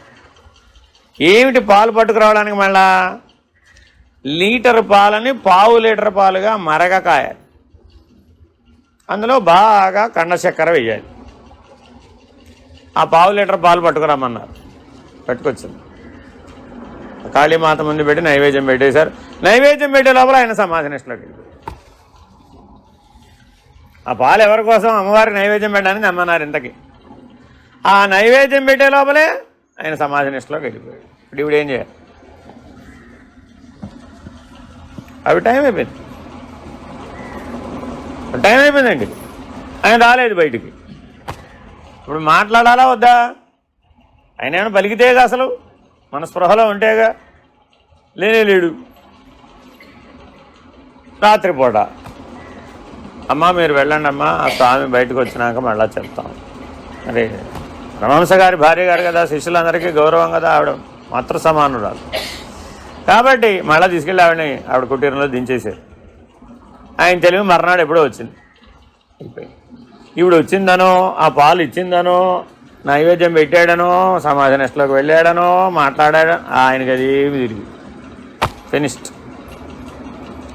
మళ్ళా అపీల్ సబ్మిటెడ్, 2 నిమిషాలు. అలా మరొక సంవత్సరం పాటు ప్రయత్నించను Sharada. 2 minutes appointment please. Same repetition. ఆవిడ అవును ఎస్ అనా, ఆయన ఆవిడ తేను, మళ్ళీ ఇదే రిపీట్. ఇలా సంవత్సరం పాటు చూసిందట. దగ్గర నుండి ఆయన సమాధి నిష్టలోకి రెప్పపాటులో వెళ్ళిపోవడం. ఇప్పుడు ఆయనని ఏమని అడగాలి శారదమ్మ?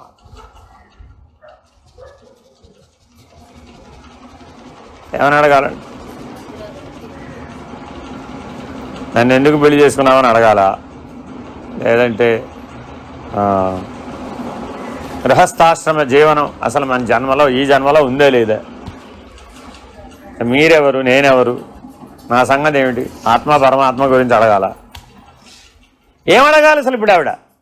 ఎందుకని సంవత్సరం పాటు అతి దగ్గర నుంచి తన సమాధి నిష్టను చూసే అవకాశాన్ని ఇచ్చాడు. ఎలాగా? ఆవిడ పాలు పట్టుకురాను, ఆయన నైవేద్యం పెట్టను, స్పృహ లేకుండా పడిపోను, ఇంతే పని. మరి ఇలా చూస్తే మీరేమన్నాడు? మీరే ఆ స్థానంలో ఏమడుతారు?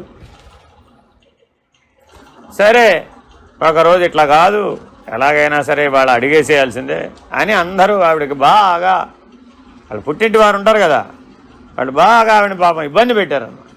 ఏంటి నువ్వు కాపురానికి వెళ్ళి 2 ఏళ్ళు అయిపోయింది, ఇంతవరకు పిల్లల్ని కానలేదు, ఏమీ లేదు, ప్రపంచం అంతా పిల్లల్ని కనేసారు, what is this nonsense, what are you doing, నువ్వు నీ బాధ్యత సరిగా నిర్వర్తించడం లేదు అని ఆవిడని గట్టిగా నిలదీసేది. ఆవిడకి పాపం దుఃఖం. ఇక్కడ చూద్దామా, అసలు మాటకే సీన్ లేదు ఇక్కడ. ఆ వాళ్ళ గొడవ ఏమిటి? పిల్లలు అని వాళ్ళ గోల. కృష్ణ కృష్ణ, ఎటూ సమాధానం చెప్పలేదు పాపం ఆవిడ.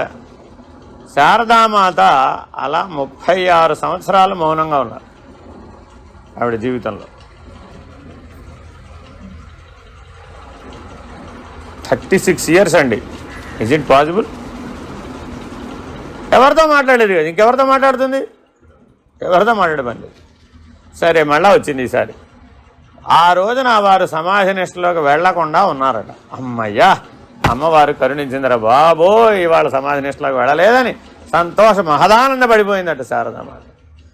ఆ పాలు నైవేద్యం పెట్టి సేవించేసాడట. ఆవిడకేమి ఒక్క చుక్క కూడా ఇవ్వలేదు. ఏమిటి శారదా, ఆ ఒక్క పలకరింపుకి ఆవిడ బ్రహ్మానంద భరితురాలైపోయి ఆవిడ సమాధి నిష్టలోకి వెళ్ళిపోయింది.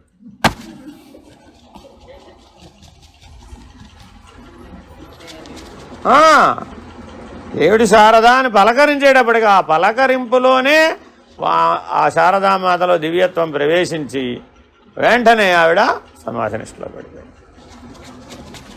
ఇప్పుడేమడుగుతుంది చెప్పండి? అడగడానికి ఏముంది అక్కడ?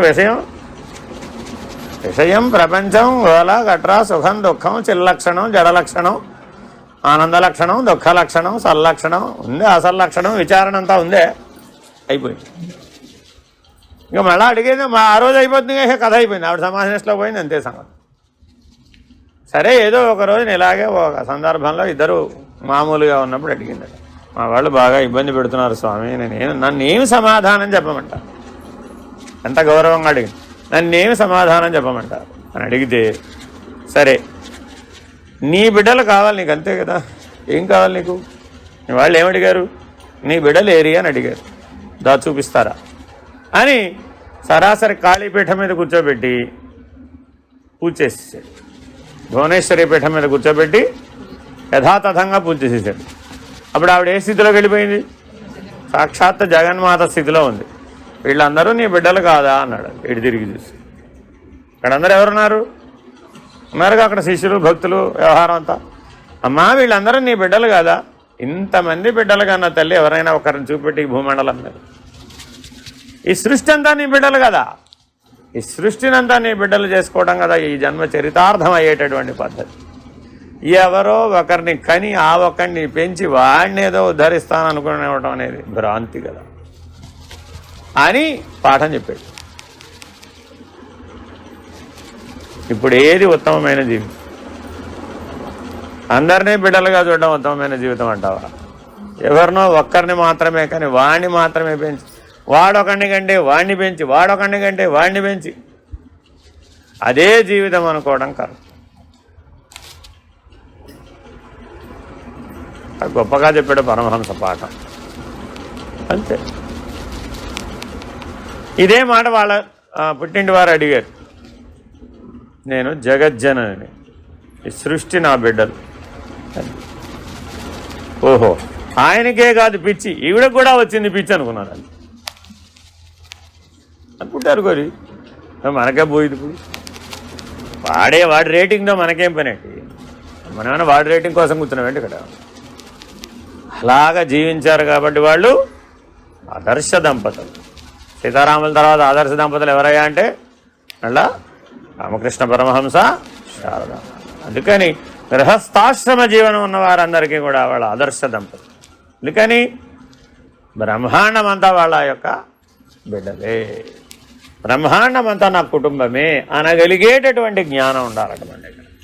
అదిటా బ్రహ్మజ్ఞానం అంటే. అంతేగాని పరిమితమైన దృష్టితో ఏమడుగుతామండి పరమాత్మ దగ్గరికి వెళ్ళి? వాళ్ళు కోరికలు కోరాలా వద్దా? ఏంటది? మా అమ్మాయికి పెళ్ళి అయ్యేటు చూడండి, మా అల్లుడికి వేసా వచ్చేట్టు చూడండి, నాకు ఆరోగ్యం వచ్చేట్టు చూడండి. ఏమిటి అర్థం లేదు ఈ కోరికలది. రజ్జు సర్పవత్. ఎష్టి భావనతో నువ్వు చేసే జీవితం అంతా ఏమిటి? రజ్జు సర్పవత్. బాధితమైనటువంటి అసలు లక్షణము. అసలు పెండాండం ఉందంటేనే అసలు లక్షణం. దానికో సాక్షి, మళ్ళా లేని పెండాండానికి ఓ సాక్షి. ఏం చెప్తున్నాడు పైగా? ఆ పెండాండం నాలో లయమైపోయిందండి, నేను సాక్షి. ఒరే ఒరే ఒరే ఒరే. లేని కళ కన్నవాడు ఒకడు, ఆ కన్నవాడిలోనే ఆ కళ వాడిలో కలిసిపోయింది. ఆ కళకి సాక్షి ఎవడో వాడు అంటున్నాడట, నేను సాక్షినండి. అబ్బా, దేనికి సాక్షి అయ్యా? లేని కళ. జీవితం అంతా ఏమిటి? లేని కళ. ఈ లేని కళకి లేని సాక్షి ఒకడు. ఎందుకని? అదే రజ్జు సర్పవత్తు. అది రజ్జు సర్పవత్తు అయితే ఈ సాక్షి కూడా అంతకంటే పెద్ద రజ్జు సర్పవత్తు. కాబట్టి సత్యం ఎవరయ్యా? ఏకం సద్బ్రహ్మ. బ్రహ్మాండ సాక్షి ఒక్కడే సత్యము. సల్లక్షణం అదొకటే, మిగిలిందంతా అసల్లక్షణమే. బ్రహ్మాండం ఒకటి ఉందట మళ్ళా. అదో 5×5 = 25, ఇదో 5×5 = 25. ఉందని చెప్పాలా, ఇప్పుడు లేదని చెప్పాలా? రామా. కాబట్టి జాగ్రత్తగా ఇందుకు రజ్జువునందు ఆరోపింపబడిన సర్పమాల్యాదులను దృష్టాంతం. రజ్జువునందు సల్లక్షణము కలదు. ఎటులైనా రజ్జువునందు ఆరోపింపబడిన సర్పమాల్యాదుల లోపల ఒకదాని చేతను ఆ రజ్జువు బాధింపబడక భ్రాంతి కాలమునందును తత్పూర్వకాలమునందును భ్రాంతి పరిసమాప్తి కాలమునందును ఏకరూపంపై ఉన్నది కావున రజ్జువునందు సల్లక్షణం ఉన్నది. పాము ఆరోపించబడక ముందు తాడే ఉంది, పాము ఆరోపించబడిన తర్వాత కూడా తాడే ఉంది, పాము నివర్తించబడిన తర్వాత కూడా తాడే ఉంది. సృష్టి కాలమందు కూడా తాడే ఉంది, స్థితి కాలమందు కూడా తాడే ఉంది, లయకాలమందు కూడా తాడే ఉంది. తాడేమిటి? బ్రహ్మము. రజ్జువేమిటి? పిండ బ్రహ్మాండాలు.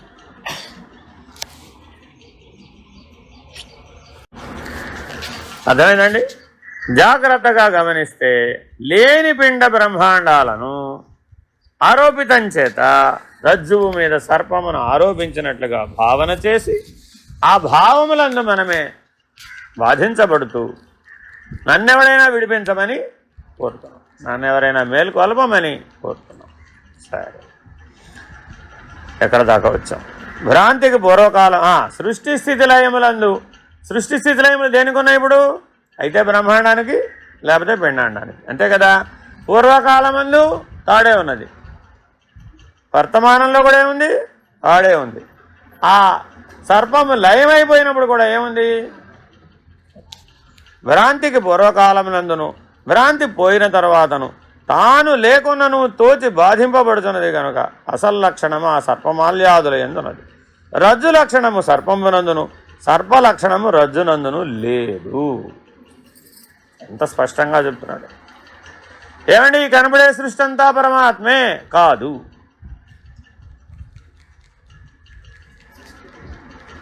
ఈ కనబడేటటువంటి జీవులందరూ దేవుళ్ళే కాదు. No, we strongly deny this. ఏంటండి, జీవుడే దేవుడు అని చెప్పారు కదా మీరు ఇప్పుడే అద్వైతంలో. జీవుడే దేవుడేనా కాదా? అసలు లేని జీవుడికి దేవుడేమిటి మళ్ళా? అసలు లేడు కదా, తోయడం ఏమిటి? ఇంకా అదో కథ కాదా? మళ్ళా లేదని ఒప్పుకోవడమే. పాము లేదని ఒప్పుకున్న వాడికి ఉన్నది తాడే. పాము ఉన్నదన్నంతకాలం ఆ రజ్జు సర్ప భయం ఉండవలసిందే, మరణ భయం ఉండవలసిందే. కాబట్టి స్ట్రైట్గా చెప్పు, అటా ఇటా.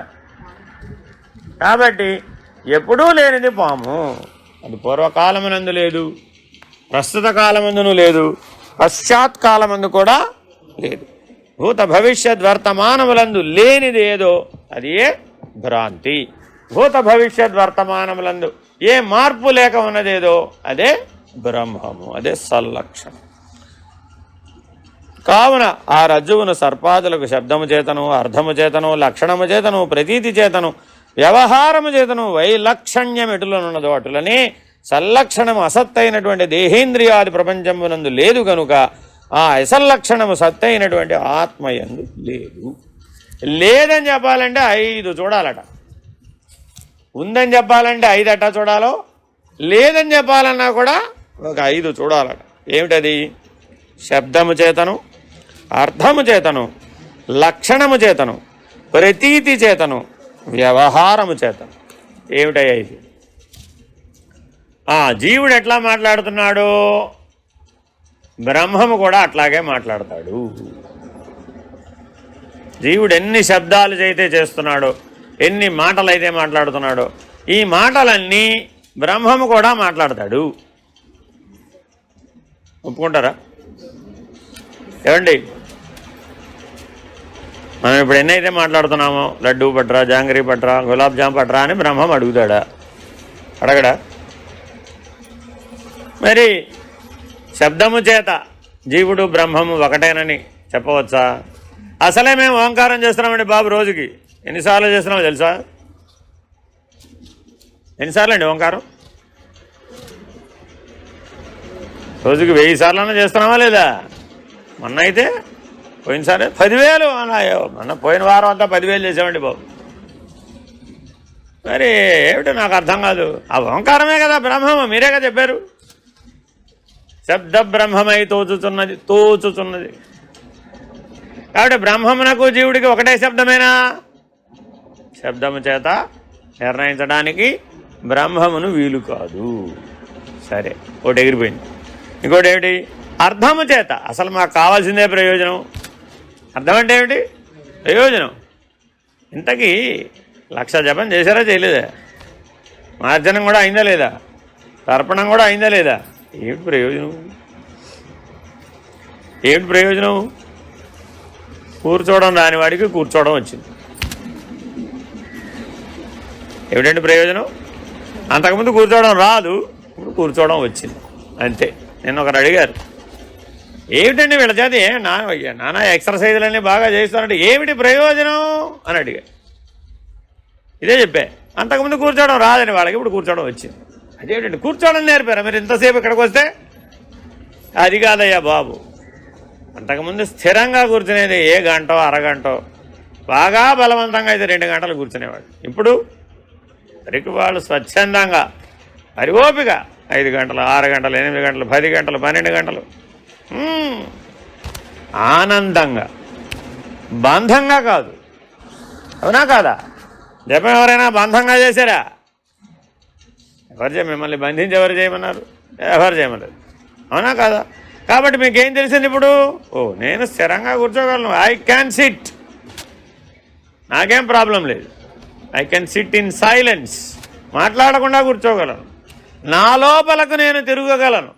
ఎన్ని ప్రయోజనాలు ఇవన్నీ! ఏమిటి? అర్థ ప్రయోజనం. అర్థమైందండి? కానీ బ్రహ్మమును ఎరిగితిరా? ఎరగలేదా? అయిపోయింది, అంతా వేస్ట్. అసల్లక్షణం.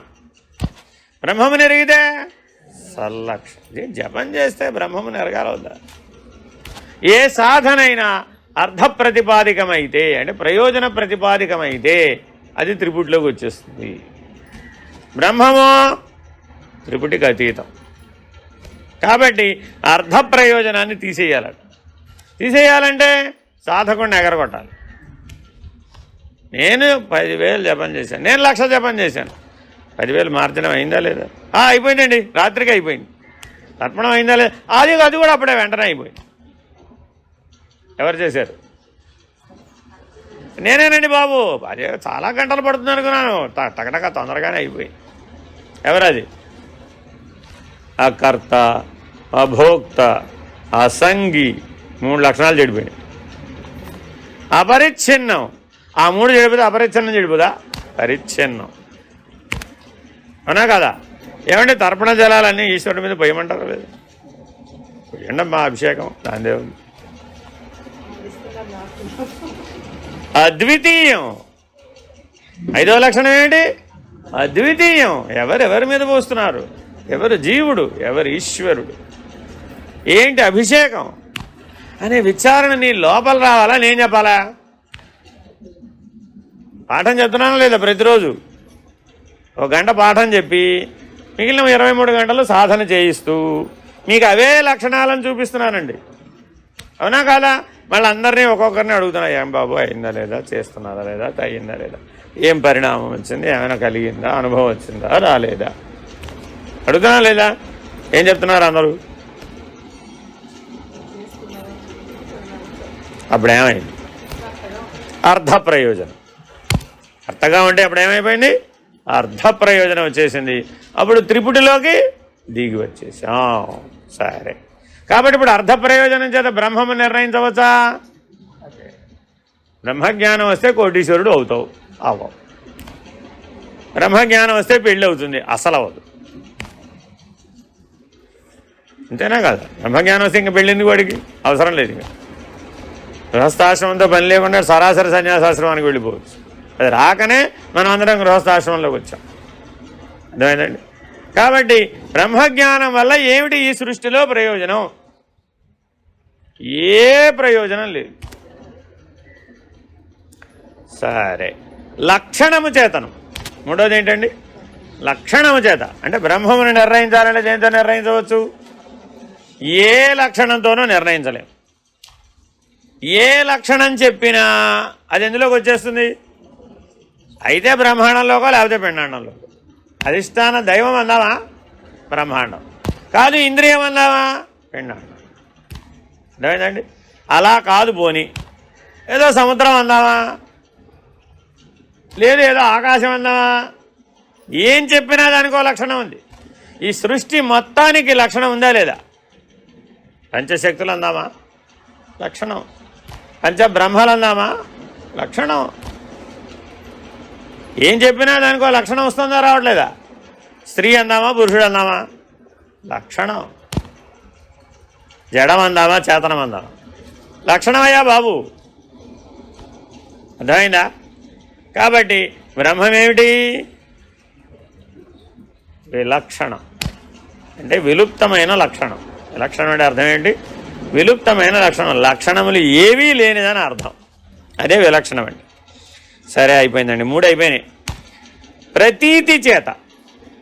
4వ లక్షణం ఏంటండి? ప్రతీతి. కొండ అద్దమందు కొంచెమై కనపడదా? ఇక్కడ ఎక్కడి నుంచి అరుణాచలం కనపడుతుంది. ఎటువైపోయా ఇటా? ఒక అద్దం పట్టుకొచ్చి అరుణాచలం కొండను చూసాం. ఎంత ఉంది? ఎంత ఉంది? అద్దంలో పట్టినంత. అంతేనా కాదా? ఈయన కారులో కూడా ఉంది కొండ. ఏమిటయ్యా ఇదని అడిగా. ఏంటంటే అరుణాచలం అండి బాబోయ్ అన్నాడు. ఓ కరెక్టే కదా, పైన ఆకారం చూస్తే అప్పుడు అర్థమైంది. కొండను తీసుకొచ్చి ఎక్కడ పెట్టాడు? కారులో పెట్టాడు. ప్రతీతి. కొండను తీసుకొచ్చి కారులో ఎలా పెడతాడు? సాక్షాత్తుగా పెట్టాడా? లేదు. కాబట్టి జీవుడు సాక్షాత్తు బ్రహ్మమేనా? ప్రతీతి. సాక్షాత్ బ్రహ్మం కాదు, కానీ ప్రతీతి. కాబట్టి జాగ్రత్తగా పిండాండాన్ని బ్రహ్మాండాన్ని పరిశీలిస్తే అంతా ప్రతీతే. ఏమని చెప్పాము సాంఖ్య విచారంలో? ప్రత్యేగాత్మ ప్రకాశం. ఏదో మొదటేమిటండి అది? ఆకాశంలో వాయువునందు ప్రతిబింబించను. ప్రతిబింబించగా మనసుకు అధిష్టానమైన చంద్రుడు అధిష్టాన దేవతగా ఏదో ఆ నిలువంతా పనిచేసింది, ఆ అడ్డమంతా పనిచేసింది. అది నాకు రాదు. ఆ పాఠం ఎంతకాలం బట్టి పడ్డా నాకు రాదు. అర్థమైందండి? సరే, అలా జరిగితే ఏమిటైంది? అయితే ఇప్పుడు ప్రతిబింబ ప్రతిబింబ ప్రతిబింబ ప్రతిబింబ ప్రతిబింబ ప్రతిబింబములు ఆఖరికి మృత్యుదేవ దగ్గరకు వచ్చేటప్పటికి. అంతే కదా? మళ్ళీ వెనక్కి తీసుకుంటే ఈ ప్రతిబింబాలన్నీ లేనివని వెనక్కి తీసుకున్నామండి. అప్పుడు ఏమైంది? 26వది సత్యం, 25 ప్రతిబింబాలే ఎగిరిపోయినాయి. ఇప్పుడు అన్నది ఏమిటి? బింబమే. మరి ఆ ప్రతీతి ఏమైపోయింది? ప్రతిరోజు మీరు సూర్యుడి ముందు నడుస్తూ ఉంటే నీడ పడుతుందా లేదా? జాగ్రత్తగా నీడలని ఎక్కడన్నా భద్రపరచాలా వద్దా మీరు? ఓ బ్యాంక్ వెళ్ళారండి, ఓ లాకర్ తీసుకున్నారు. ఏం చెప్పారు? నా నీడలన్నీ ఈ లాకర్లో పెడుతున్నానండి అన్నావు. Very precious. నా నీడలన్నీ మీ బ్యాంకులో భద్రపరచండి అన్నాం. బ్యాంకులో భద్రపరుస్తారా లేదా? ఇంతవరకు నీడల్ని భద్రపరిచే బ్యాంకు రాలేదు నాయన, వస్తే చెప్తాను నీకు అంటారు. ఎందుకని? ప్రతీతి వెరీ వెరీ ఇంపార్టెంట్. సమస్త సృష్టి కూడా ప్రతి బ్రహ్మాండం కూడా అంతే. ఇక్కడ ఏమిటో అక్కడ కూడా అంతే. ఏమైందండి అక్కడ? అదిగో ఆ కూటస్థ ప్రకాశం, అదిగో అదేదో అయింది. ఏమిటైంది? ఆ అధిష్టాన దేవత అయింది సమిష్టి అభిమానం చేత, అంతే కదా. ఇక్కడేమో వ్యష్టి అభిమానం చేత, అంతే విషయం. అభిమానం తీసేసాం, ఏమైపోయినప్పుడు అక్కడ 26, ఇక్కడ 26. 26 ఒకటా ఇప్పుడు అయిపోయింది. కాబట్టి జాగ్రత్తగా ప్రతీతి చేత బ్రహ్మమును నిర్ణయించవచ్చా? నీడను పట్టుకుని నిన్ను నిర్ణయించవచ్చా? ప్రతిబింబాన్ని పట్టుకుని బింబాన్ని నిర్ణయించవచ్చా?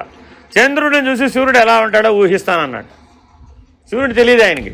ఏం తెలుసు? చంద్రుడు ఒకడే తెలుసు. సూర్యుడు ఎలా ఉంటాడు అని అడిగాం. ఏం చెప్తాడు?